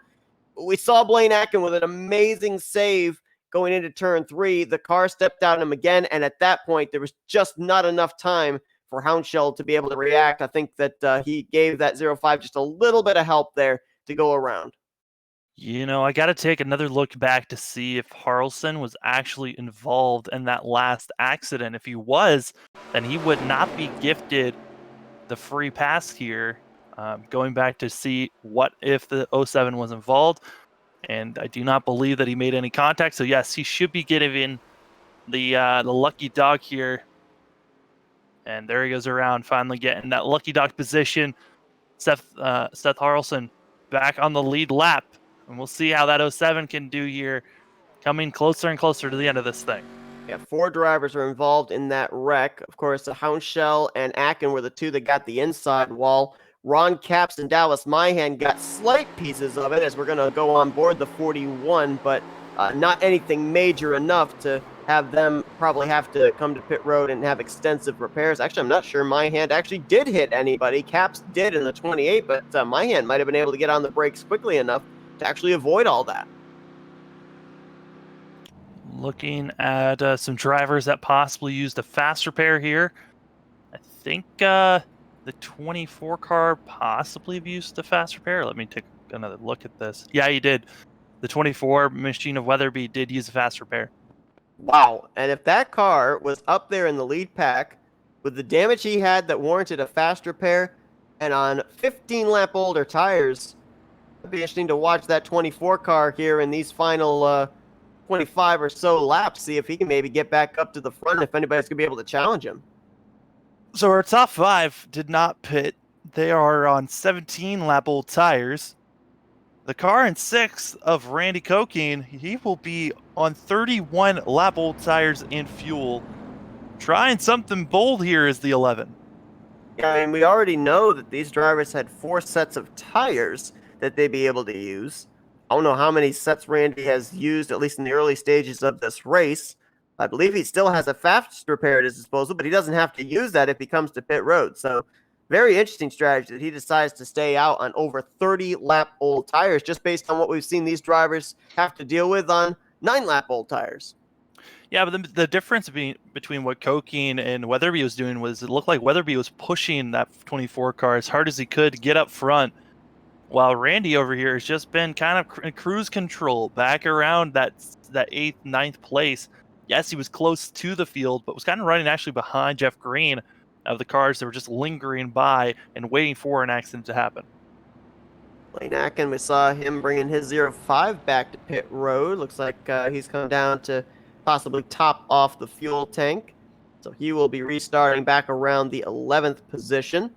Jake Hounshaw was on pit road, extended repairs on his 83. I do not believe he used a fast repair here under this caution. And it's going to be fun to watch when we go back green too, the race within the race. Obviously, these drivers up here battling for the race lead, but also Eric Schaefer, who started on the outside of the front row, Gerald Campbell, last week's winner. They're the only 2 cars, 1 lap down. Going to be fun to watch those 2 try and battle it out for the free pass should we get another caution. I mean, we know Gerald Campbell wants to get back out front and racing with their leaders to try to unlap himself the hard way.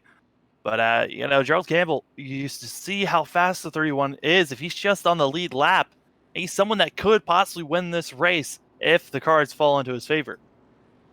One thing I'm wondering here, we already know that Jeff Green has used both of his fast repairs. I don't necessarily know if a fast repair would count as a 4-tire change. A fast repair is used before the tires are ever put on. So for these drivers, it will be they'll come in, and right before they ratchet up the machine up to start their first tires, the fast repair will be placed on these machines. So it shouldn't affect your time at all. For the drivers that have stayed out longer than 22 to 23 seconds, that is damage that they're trying to repair on our telemetry. We've seen on the last couple of restarts, Jeff Green just trying to keep his car in one piece as he has no more fast repairs to fall back on. Well, he's going to be restarting 4th here. Interesting to watch if he's going to stay up here now in the lead pack or if he'll try and drift back into a safe spot again, as when we go back green, there's still going to be 25 laps to go. Still plenty of time for trouble to break out. Yeah, I mean, I feel like you really can't push forward until about the last 15, maybe 10 laps. But still then, that is a very aggressive time to even start pushing forward.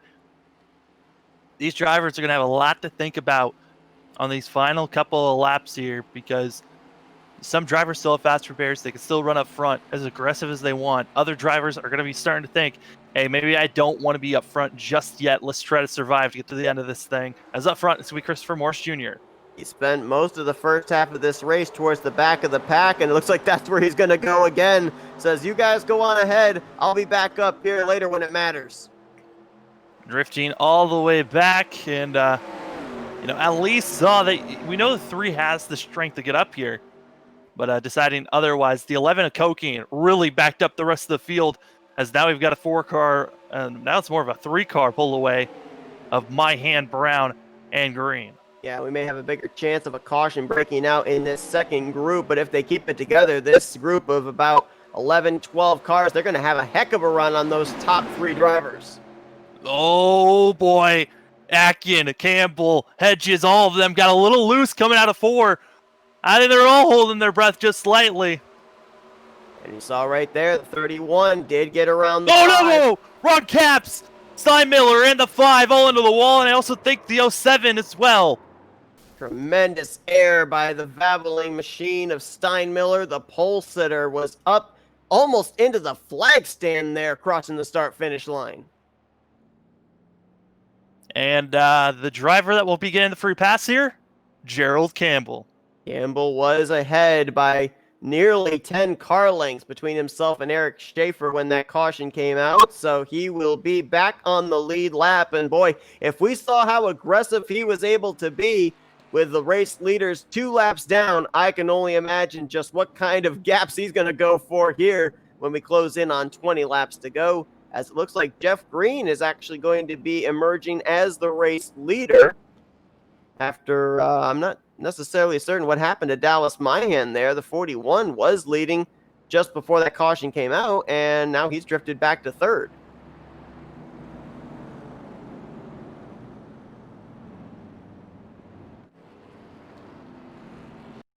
Pretty sure that's Steinmiller. Well, actually, no, I can't say that for certainty because the wreck that he was involved in, he only had some right front damage, so he may still have both of his fast repairs available. I think with the ride he just took on the front straightaway, though, he may have to use one of them, so we're going to look at that replay right now. And it looks like the 5 of Schaefer just ran Ron Capps out of room.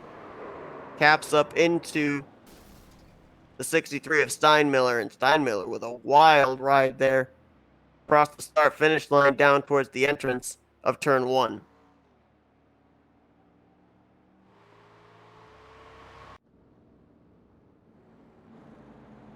So Jeff Green still deciding to stay out. Brandon Brown stays out as well. Everybody else, for the most part, going to come to pit road. Nicholas Weatherby, Blaine Atkin, Jake Hounshield, they are going to stay out here under this caution, although they have only got 4 to 5 laps on their tires. Brown and Green have over 20 laps. It looks like Dallas Myhan is going to be the winner off of pit road, so he'll be restarting in the 6th position, followed by John Whitendorf, Randy Kokine, Seth Harrelson, and Robert Hedges.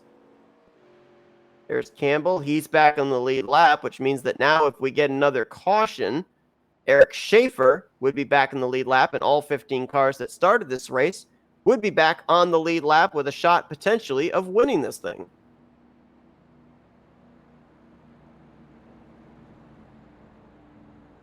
So Jeff Green paces us here under caution. We're going to be probably getting a restart in the vicinity of 20 laps to go. It may be 21 laps to go. We may be going green directly on lap 60, depending on when the lights on the pace truck go out. Jeff Green looks like he's going to be the one that will lead us back to green. We're going to step aside for a quick commercial break. You won't miss a thing as we're going to go Flatout Racing Network side by side.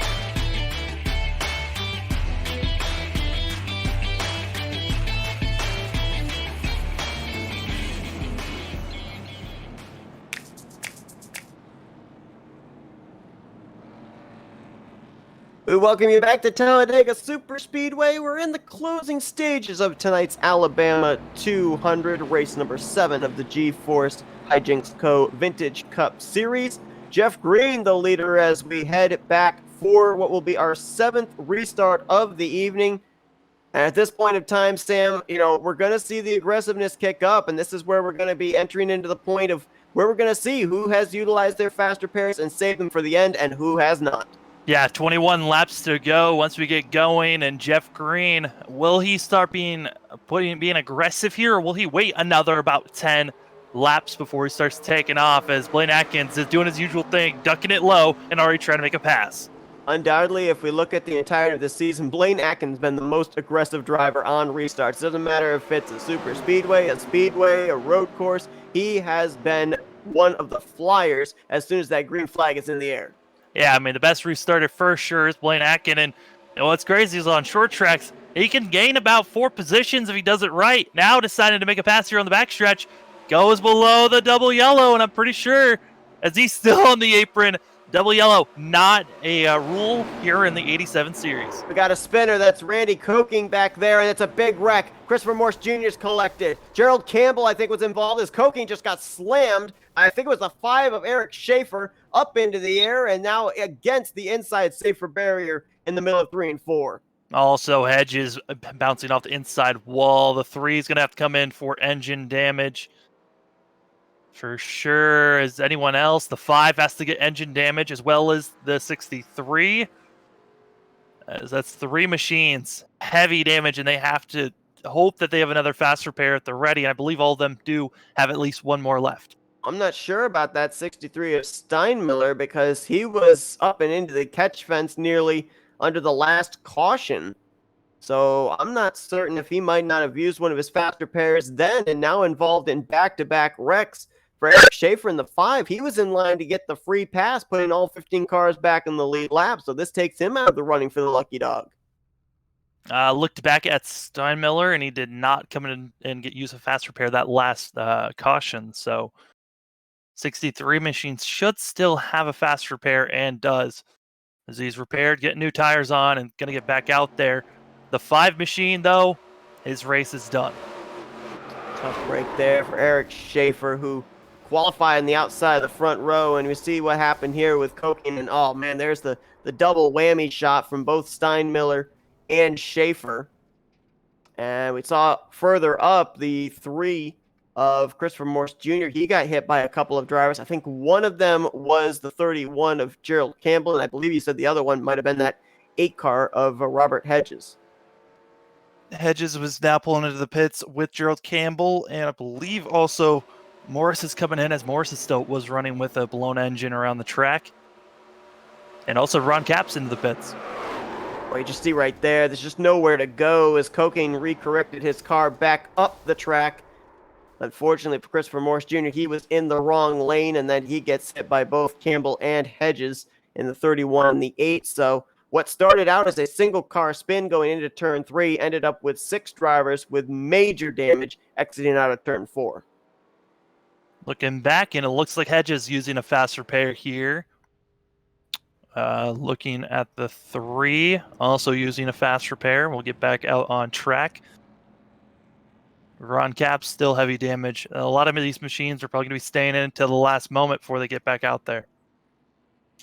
Well, for those that tuned in to the season opener at Daytona, you will remember that when it got down to the end of the race, I think we only had 2 drivers coming back to the start-finish line, and that was the eventual winner, Ashton Schleitz, and the second-place finisher, Dallas Myhand. Everybody else had wrecked on the final lap, and just based on what we're seeing here, the aggressiveness of these restarts, drivers throwing some aggressive blocks and making some aggressive moves 3 wide, I would be very surprised if we end up having 5, 6, 7 drivers in a lead pack coming back to the start-finish line for that checkered flag, but it looks like we were kind of questioning that move that Blaine Atkins made on the back straightaway to take the lead, putting his 2 left sides below the double yellow line. Looks like apparently that was deemed either a clean pass or he was forced down there. So for the moment, he is still able to hold the top spot.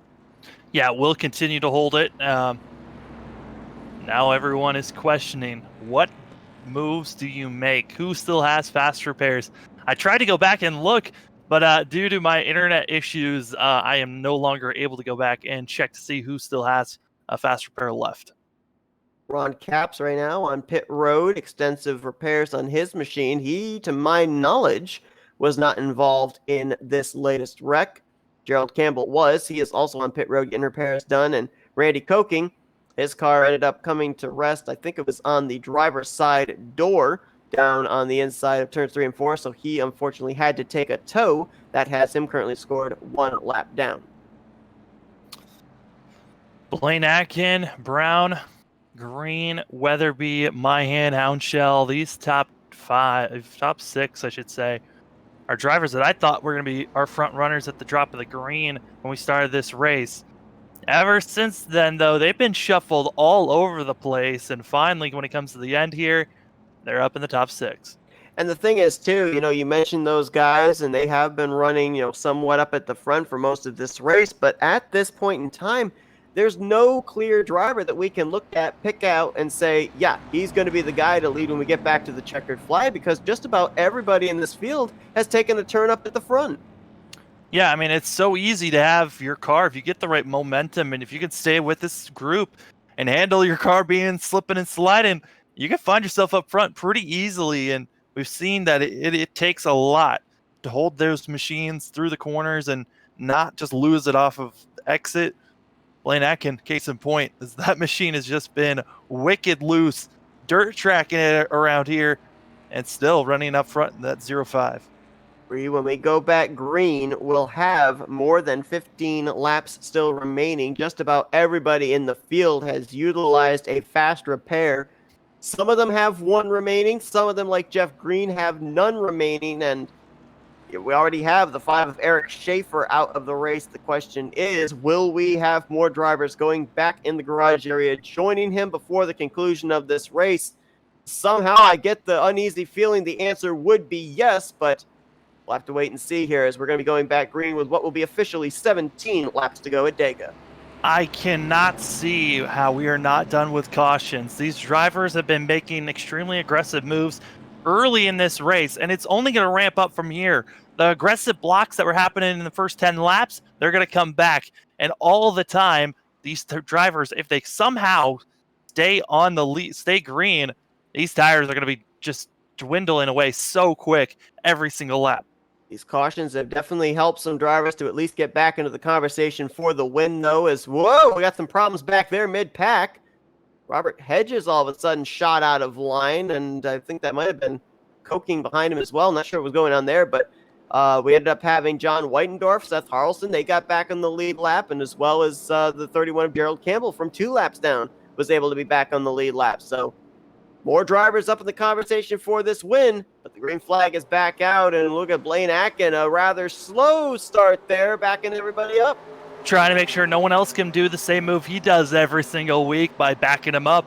But he's close enough to where these drivers should not get an extreme run on the 0-5, but they also got to watch out for cars blinking, as we've been seeing the 0-7 as well as green and the 10 blinking a tad bit here in the last couple of laps. Well, that stack up separated the field. You got 3 cars up in the lead group. Nicholas Weatherby, Dallas Myhan just latching on, about to make it a 5-car pack. Then Whitendorf, Harlson, and Houndshell are kind of in their own little threesome back about the 6th to 8th position. And then further back, I think you got a lot of drivers that right now are just kind of riding things out with some damaged goods, kind of waiting maybe for another late caution to be able to use their final fast repair. Waiting to see these leaders possibly use the last fast repair, as right now it's Brown and Atkin side by side, and Atkin almost getting shoved by the 24. Oh, thinking about making it go 3 wide, but Weatherby thinks otherwise. Boy, Dallas Myhan sent it into the corner, almost into the back of Brandon Brown as he slid up a couple of grooves by the time he got to the middle of turn 1. Now he's got Jeff Green side by side with him for 4th place. Meanwhile, up at the front, Weatherby with a big run. Where is he going to take it? He's going to have to push Atkin, at least for the moment, as Atkin pinches him down to that double yellow line. Atkin is going to make it to where you have to pass him on the outside, defending the inside line the best that he can, and not allowing a single nose to get under him.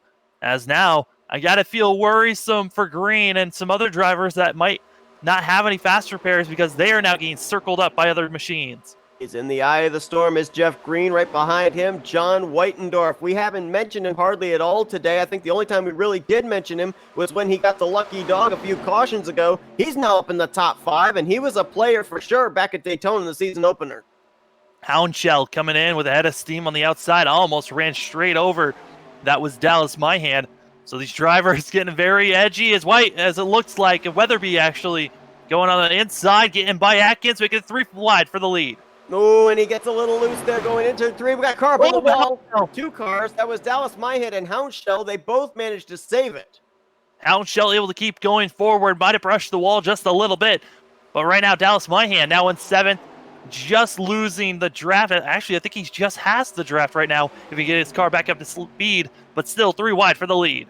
At the line, it was Blaine Atkin by maybe a splitter as, whoa, Weatherby on that inside line continually fighting the rear end of that race car. Wow, look at Brown come down, trying to get some side draft off the right rear quarter panel of Atkin. Well, he was coming down, but at the same time, Atkin was drifting up, and that was putting Brown in a very tricky situation if either one of them got loose. As Atkin, this has to suck in the middle, because he is still getting loose all over the place.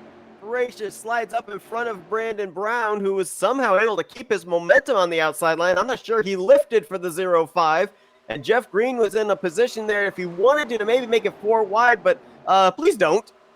Yeah, these drivers already struggling going 3 wide, making it 4 wide. I don't think it is possible with how these cars are so unstable that it's just not going to work. And we mentioned, too, you mentioned the fact that, around lap 9, lap 10s, when we see some of these drivers have their car step out on them, a lot of our front runners up here have been out there for 10 laps. You got 31 lap tires on Brandon Brown and Jeff Green, 15 lap old tires on Nicholas Weatherby, and then 14 lap old tires on Blaine Atkin. And I'm more nervous about Atkin because, like I said... Oh, my goodness. Weatherby, Brown, they had a couple of moments in 3. I mean, the more that you run on this inside line, the more that your car is going to want to step out on you. If you can run the middle to, middle line, you feel a little bit more comfortable as Weatherby steps up just a little bit. That's a great point. We've seen a lot of drivers really out of shape on that inside line. Get a little bit more of a cushion to let your car drift up and kind of gather itself if you take that middle line through the turns. Yeah, if you're only inside line, you're putting so much more wheel into your machine that is practically throwing the outside back with you, and you're almost going to spin your car out. As Brown coming back, here comes Morse Jr. as well as Myhan. But another machine we haven't really talked about is back up in here. Steinmiller on the tail end of this group. Steinmiller trying to go coast to coast here at Talladega. Started P1, would like to finish there. Ooh, Chris Morse Jr. getting up there and almost into the wall off of turn 4. And the one thing that I'm also noticing right now as well is Weatherby's going to spin it. Nobody's going to hit him. He saved it, I think. He's got it, but he's going to be, here's the tricky part, getting back onto the course in the middle of the corner. Does so, but has lost the draft. Gracious, there have been so many times I've been ready to call a spin, and these guys have done a tremendous job of keeping it together. But the one thing these drivers are going to have to keep in mind as well now is the lap counter. Because remember, back at Darlington, we ended up having Gerald Campbell lose track of the lap counter, not realizing there were no overtime green-white checkers. I think when we get to about 3 to go, any caution that comes out, the race would end under yellow unless we get the white flag first. It's either 4 or 3. It's around that marker. So these drivers are running to that point, and then from there on out, it's all free game. It's about getting up front as quick as possible because a caution that comes out could gift you the win. 7 cars in this lead pack. You've got the straggling car of Hank Steinmiller back there just in the draft in the 8th position. Those are the 8 drivers in the conversation for the win right now. The question is, how many of them are going to find themselves damaged goods by the time we get to 5 laps to go, as we are now 10 laps away from the finish. And this race could possibly not be over yet, as they're going to get more racing here. Brown, Atkin, there goes Brown sliding on the inside. Can he save it? That's going to be tough. He's going back up. Oh my goodness, he did. How? How did he save it? No, he really didn't save it. He hit the wall so hard that he blew the engine on the 12. His race is done for Brown unless a caution comes out now. As these drivers are running across, it's going to be Blaine Atkin up in the lead. But here comes Morris Jr. on the outside of the 3 machine. A little bit of push and shove there for the race lead as Brown moved up to kind of door bang Blaine Atkin. Atkin says, all right, 2 can play at that game. He door banged the 12, and that's what sent the 12 down to the apron, at least from what I saw there. But, I mean, we're not inside the cars. We don't know what these guys are dealing with right now. And oh, no! Green! My hand! Caution is out. And this race isn't over yet. No, it is not. But that's going to effectively take Jeff Green out of this race, though. As you mentioned, has already used his 2 fast repairs. This gives new life to Brandon Brown, though, in the 12, who I believe was just on pit road and utilized a fast repair, still on the lead lap. Yeah, that's the key thing. He utilized the fast repair still on the lead lap for that 12 machine, so he still breathes life. But that was just, we have to go back and see if that was net code or contact. I mean, contact was made, but was the initial reason because of net code? We'll have to wait and see here as we're going to go back and look at the replay. From what it looked like, it almost looked like Blaine Atkin threw a block maybe on Green. Green had to move up to give room to the 0-5, and then Dallas Myhand was unfortunately to his outside. A very innocent victim was Myhand, and Green. That little block that was put down by Atkin, it really did just shove up the 10 with 0 control, and away he went. And I'm not really sure we can classify that as a block for Blaine Atkin either, because he was sideways off of turn 2. His car drifted up because he was trying to save that car from spinning. I think all those drivers were trying to save their machine at some point during that corner, so it's difficult when your car is so loose and you don't have that much control. It's more of where your entry is on where you're going to be holding your car through the corner. If you throw it in the inside, everyone else does as well. There really isn't any room for you to try to make a bold move until you're on the backstretch. We have seen so many blowovers, so many flips here today at Talladega. The high speeds that these cars have carried into the corners. Not much of a spoiler on the back to keep these cars grounded to the racing surface. They saw a wild ride there for both Jeff Green and Dallas Myhand, bringing out the 9th caution of the evening. And now this makes things really interesting because, you know, you mentioned about 4 laps to go, possibly being the maximum that these drivers would be able to go without the caution coming out and the race ending under yellow. Right now, we are at 7 laps to go. When they hit the line next time by, I think the lights might go out atop the pace car. So it looks like we could be having the potentiality of just one more lap when we go back green, of having a caution come out and having this race maybe end under green flag conditions. Yeah, it's going to be interesting for these drivers because you know there's a chance it is not going to end. I mean, I cannot see how this race is going to end under green. Yes, we've got drivers with fresh tires. We got a lot of machines with older tires out here. It's going to be rough for a lot of these machines. It's Jeff Green. He didn't even come in the pits. He's just like, I'm going to try this out with how much damage I have. He has to. He's got no fast repair to be able to lean on. He's in the 5th position, so he's at least got some track position there. You know, I actually don't discourage this strategy because, you know, what's he got to lose? He can't come down really and repair his race car anymore. No, he really can't. And, you know, Blaine Atkin now back in 6th.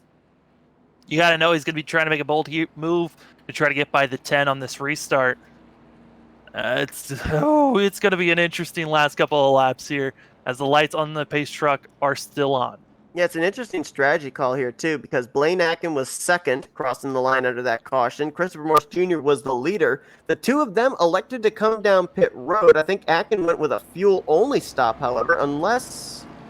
Actually, did Atkin maybe use a fast repair there?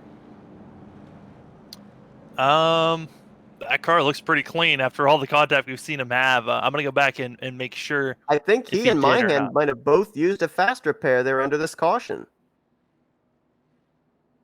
I'm looking back at the 0-5. Yes, Blaine Atkin, Hound Shell, as well as Myhand using fast repairs. I believe also the 8 of Hedges used a fast repair. I don't think Weatherby had any damage to get repaired. I think if you have a fast repair at your disposal now, if you come to pit road, you've got to use it now. Yeah. Because there's all likelihood if a caution comes out now, the race is going to end under caution. So you're either going to cross the start-finish line, you know, in a good position, or you're going to finish this race on the end of a tow hook. Your bed's made one way or another, so have the best possible car out there that you can here for what's going to look like potentially a 5-lap shootout. I mean, Harrelson's been up front in that 0-7 as a lap machine. We'll see how he does with a car that is on the lead lap. Whitendorf has also been in the back end of the lead pack, but that was back when he was a lap down. I'm interested to see how these front two do as they're on older tires, but I mean, Steinmiller, he's got a quick car. It's fresh, it's clean, not any damage on that 63 machine.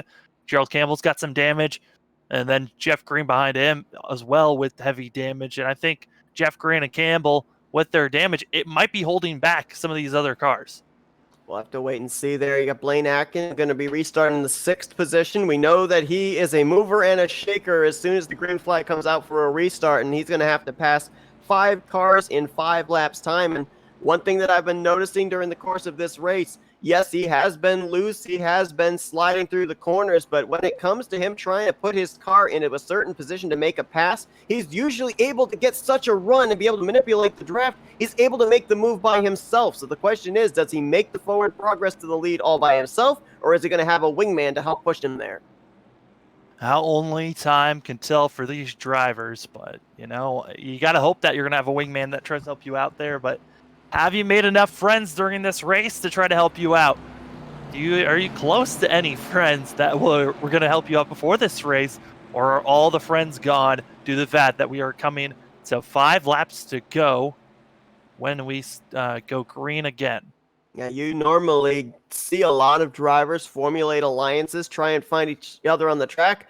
I've been yet to really see any alliances here in this field, so we'll wait and see if there is going to be anyone willing to work with anybody else here in the closing stages of this race, as Seth Harrelson and the 07 is going to bring that machine down to the flag stand. The green flag will fly for what potentially will be the final time here tonight at Talladega. It's 5 laps to go in the Alabama 200.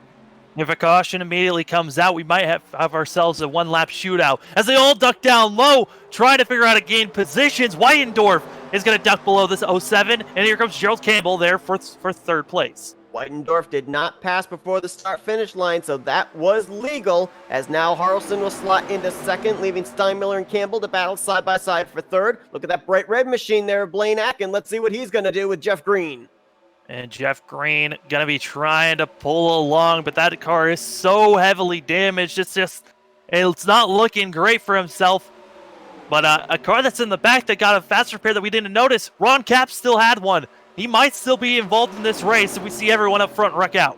If they can make it to the start-finish line, that's proverbially, I guess we could call it the white flag, because then if a caution comes out, they're racing back to the start-finish line for this race to end under yellow, as John Weitendorf leads them 2 by 2 behind. Here comes Gerald Campbell and Blaine Atkin. They're going to be going 3 wide here for 3rd place, and this is risky as Campbell White, and also, there goes. That's good. That's it. Who's up front? They're racing to the caution. Right now, it is Weitendorf out in front, Steinmiller in 2nd, and I think they're slow. No, they're not slowing. I don't know what was going on there, but Blaine Atkin and Brandon Brown lost a ton of momentum. I think both of them actually just stopped. Is it a frozen field?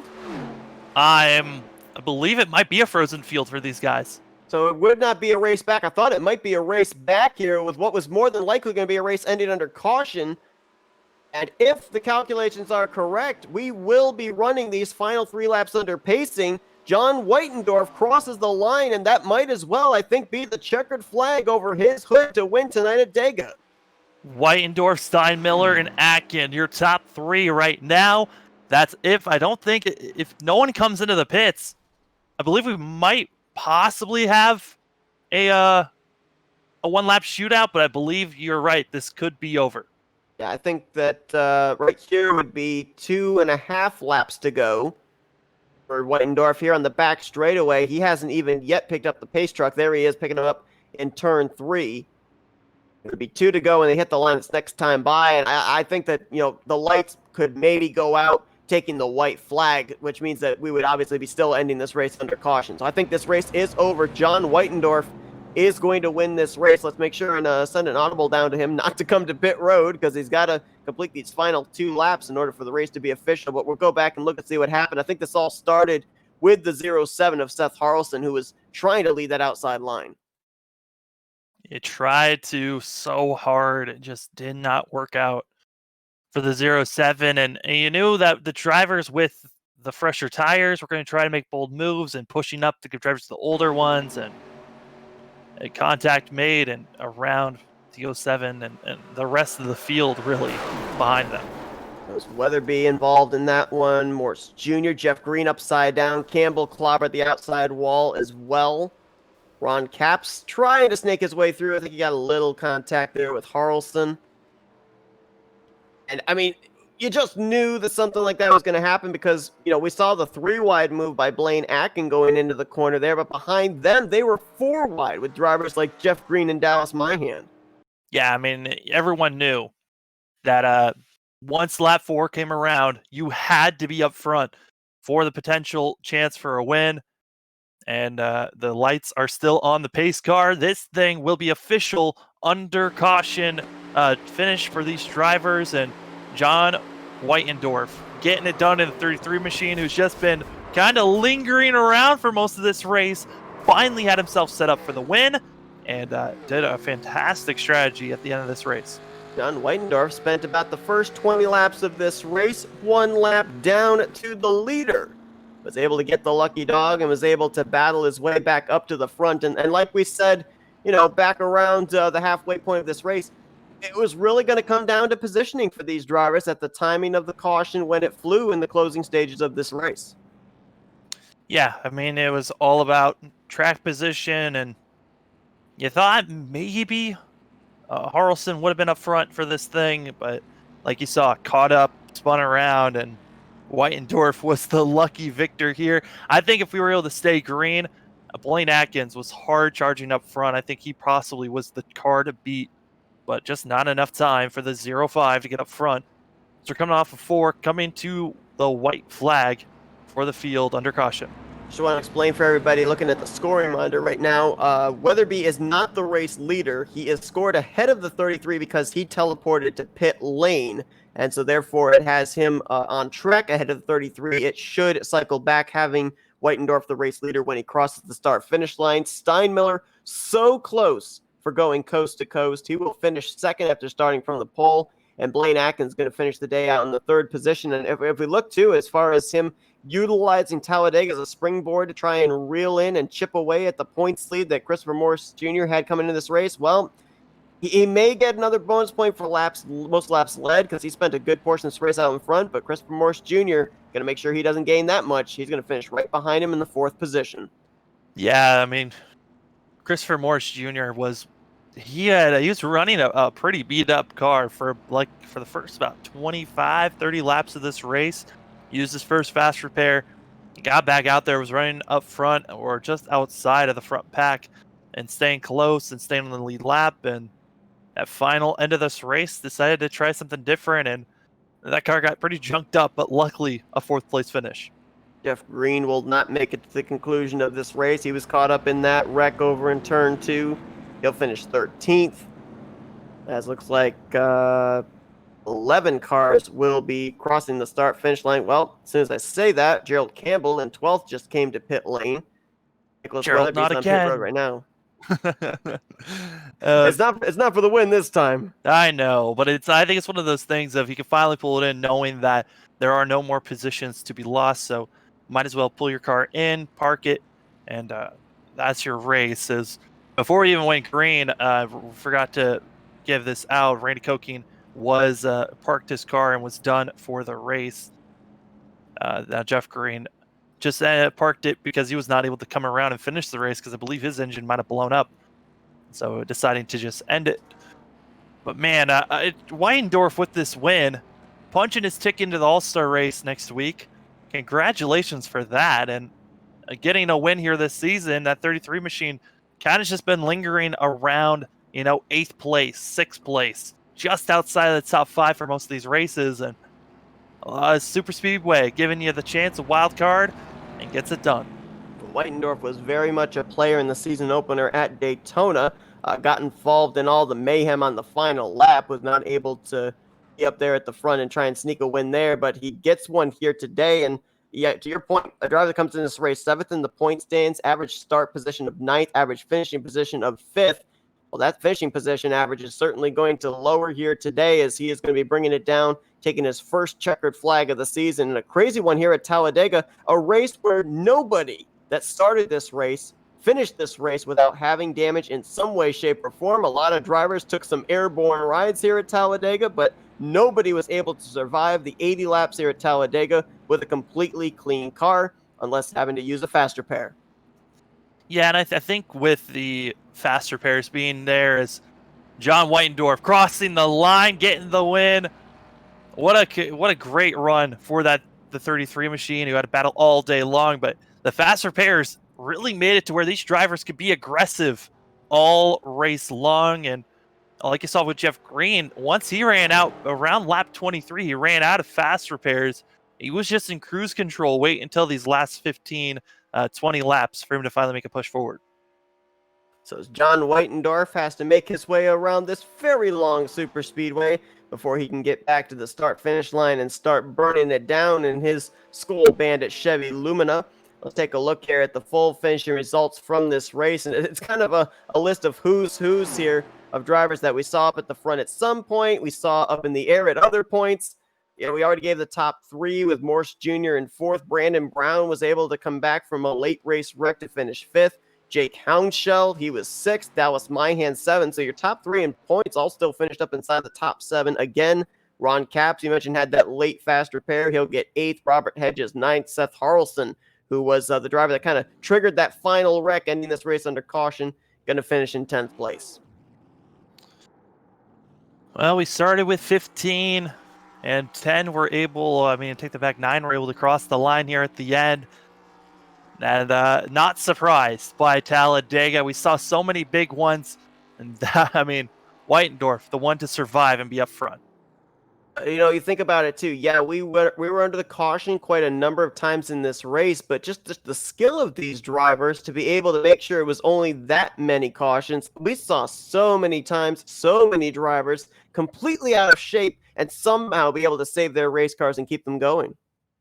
I mean, Seth, you got to see Daytona. I was here for Talladega. Which track would you say had you holding your breath the most with drivers sliding around? Well, when we were at Daytona, half of my hair turned gray. Here at Talladega, it's finished off the other half. I mean, I don't know if there's any other super speedways on the schedule, but I may be broadcasting the next super speedway race with my eyes closed because both of these racetracks seem to bring the exact same type of a condition for these drivers. The loose in the center, loose off, just continually fighting the race car every single corner. Maybe the one added thing that Talladega brought that Daytona didn't was the tri-oval. The tri-oval being a little bit flatter, not as much banking here at Talladega caused some issues for the drivers. Didn't really see as much of that back at Daytona.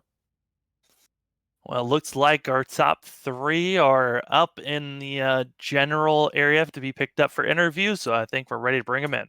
Let's start things here with Blaine Atkins, who finishes third place here today. Blaine, it's Sam and Seth up here in the Flatout Racing Network studios. You got us? Yes, sir, I do. Crazy race here at Talladega. We saw drivers not only battling each other, not only battling the racetrack, but having to battle their race cars completely slideways through the corners. And we saw you fighting that race car quite a bit. I remember talking to you back at Daytona, and you said actually that you liked having the car do that. Was it the same deal here today at Talladega? Oh, yeah, for sure. A lot of people don't know how to drive a loose car, and it's just really paying off for me because I love my cars loose. It's just awesome. We saw there coming to that caution. When that caution flew, you tried making the move there 3 wide to get to the race lead, but just didn't quite have the momentum. How important was draft here today? Because we saw you being able to make a number of moves by yourself, utilizing the draft on your own, making the slingshot moves and utilizing momentum. Oh, yeah, drafting here is really important. If you fall off, you're probably going to fall off about a second or two off the pace. And, drafting's everything here. Yeah, Blaine, we saw you racing around, but I think one of your biggest traits that we've seen all season long are your restarts. How are you able to get such great restarts almost every single time? To be honest, I really don't know. I'm just ahead of the game, I guess, just trying to figure out where the restart zone is. Well, Blaine, you've been a lot of fun to watch here this season. It was a lot of fun to watch you here in this one. making a lot of aggressive moves and having a lot of tremendous saves as well. So, we thank you for putting on a great show for us. You're bringing home third place here today. Got so close to getting your league-leading third win of the season, but we're going to let you do some shout-outs now. Oh yeah, I definitely want to thank out Jake, photography, for helping us out here, and Aiken Motorsports on Facebook. I mean, there are a lot of good people there. Well, Blaine Atkins brings it home on the podium tonight at Talladega, third place for the 05 machine. Congrats on a great run, Blaine. We look forward to talking to you next week. We know you're locked into the All-Star race, and we look forward to seeing what you can do at Charlotte. Yes, sir. See you then. And let's get our second place finisher, Hank Steinmiller. Hank, it's Sam and Seth up here in the Flatout Racing Network studios. You got us? Yeah, I do. Well, you started this race from the inside of the front row. You finished second place, but quite an adventure to get there. We saw you up in the air almost into the flag stand at one point. A long 80 laps here for you guys, but, I got to ask, just based on how you drivers were having to wrestle these race cars, did it seem like it was longer than 80 laps, or with the speeds you guys were carrying, did it seem to fly by? I'd say sitting in the back was the longest part. If you were up front, I would say that it seemed long, or sitting in the back was the shortest part, really. Being in the front seemed a lot longer, but just clicking off laps in the back was definitely making it go faster. It was a little frustrating to be sent back there, just trying to hold on to the fast repairs, but it's a little bit of both, I guess. You mentioned go ahead. I mean, like, Hank, with those fast repairs, what is your mentality going into these speedway races with having two fast repairs to work with? I didn't know we had two until today, but I was trying to hold on to them as much as I could, and I went all the way to lap 57, I think, before I used that first one. And I knew I had a good car and could stay up front for most of it, but I got caught up early in that, and I held on to it, stayed on the lead lap till lap 57, and then the first lap after that, I had to use another one. So just trying to hold on to them as many as you can towards the end of the race. It worked out for Blaine. I think he used his last one right on that last caution. So hold on to him as much as you can. One thing that I was noticing, Hank, was a lot of the wrecks that we had take place looked like they could have very well been one or two car incidents, and it ended up involving multiple cars. Is it just the closing rate or the high speeds that drivers were carrying in this race that made it so difficult to avoid wrecks? I think it's the closing rate, and then the way that banking's angled, it's at an awkward angle to see anything really far in front of you. So if you don't have a spotter really throwing that out to you, it might be tough to turn out of that or know where they're at. It doesn't throw a caution right away either, so you don't want to back all the way out of the gas. So I think there's a little bit of hesitation to not back out of the gas to really slow the car down anyway. So it's a little bit of combination of both of those, I think. Well, Hank, I mean, if I were a driver in this race, I would have found it very difficult to be able to put together a game plan. But you started up front, you finished up front, second place here tonight. Congrats on a great run. We're going to let you do some shout-outs now. Yeah, thank you guys for putting the podcast or the broadcast out together. Thanks, Chris, for inviting me. And next week, we will be carrying a new sponsor, Juicebox Pod. They got a couple podcasts there, so check them out on Spotify and Apple or wherever you get your podcasts. So thank you guys again. That's Hank Steinmiller. We'll be seeing him in the All-Star race. He locked his ticket in with the pole here tonight, Talladega, and bringing home the second place run. Congrats, Hank. And let's go down to Victory Lane, where John Whitendorf is standing by. John, it's Sam and Seth up here in the Flatout Racing Network studios. You got us? I got you loud and clear. Well, we kind of figured up here in the booth that when we got to around 4 laps to go, the likelihood of maybe this race ended under caution, that's when we were going to see the aggressiveness kick up. Was that the mentality you had and why you felt that was the time to put your car up to the front of the field? Well, I wasn't surprised that the race ended under caution, but I didn't really anticipate Seth spinning his tires either, so I kind of felt that my hand was forced right there and I had to make a move, otherwise we're going to have some company from behind. We saw a lot of drivers have some issues during the course of this race. They'd be up front, and then we'd find them towards the back of the pack after being involved in a wreck. You, of course, spent a good portion at the beginning of this race off the lead lap, got the free pass, and began your forward progress. Just how difficult was it to cut your way through the field? I mean, the issue I had earlier in the race was a totally self-inflicted issue. I thought I was being smart coming in with one to go, top off, because I was hoping for a green run. It didn't really materialize, but towards the end, it really wasn't too terribly hard to pass. But I just was being patient. Yeah, I mean, John, it's such a long race, 80 laps here at Talladega, and with how tricky the 87 machines are, by the end of the race, how mentally fatigued are you with trying to make sure that you don't spin that sucker out? We had a lot of caution, so had a lot of mental breaks in between there. So I really didn't find it too difficult. I know some others looked like they were having a little bit harder time, but I really thought it was a fun one. Obviously we saw a lot of drivers slipping and sliding going into the corners. Was there anything you were able to find that made your car maybe stick a little bit better going into the corners? I don't know where people were backing off exactly, but I was backing off before the entry to the corner, and I felt that was helping quite a bit. Well, John, obviously, a tremendous adventure for you here today, but the adventure ends with a happy ending. You end up finishing with the win here tonight at Talladega. You're going to gain an awful lot of points as well. I believe this is going to move you up close to the top 5 in the point standings. So a tremendous run for you here this evening. Great job of making the move when it mattered the most. And let's do some shout outs now. Yeah, it was a great race, and can't wait for next week. Well, not only does he win tonight at Talladega, but he locks himself up a spot in the All-Star race at Charlotte next week. So we look forward to seeing you there. Once again, congratulations on the win tonight. Go enjoy it. Thank you.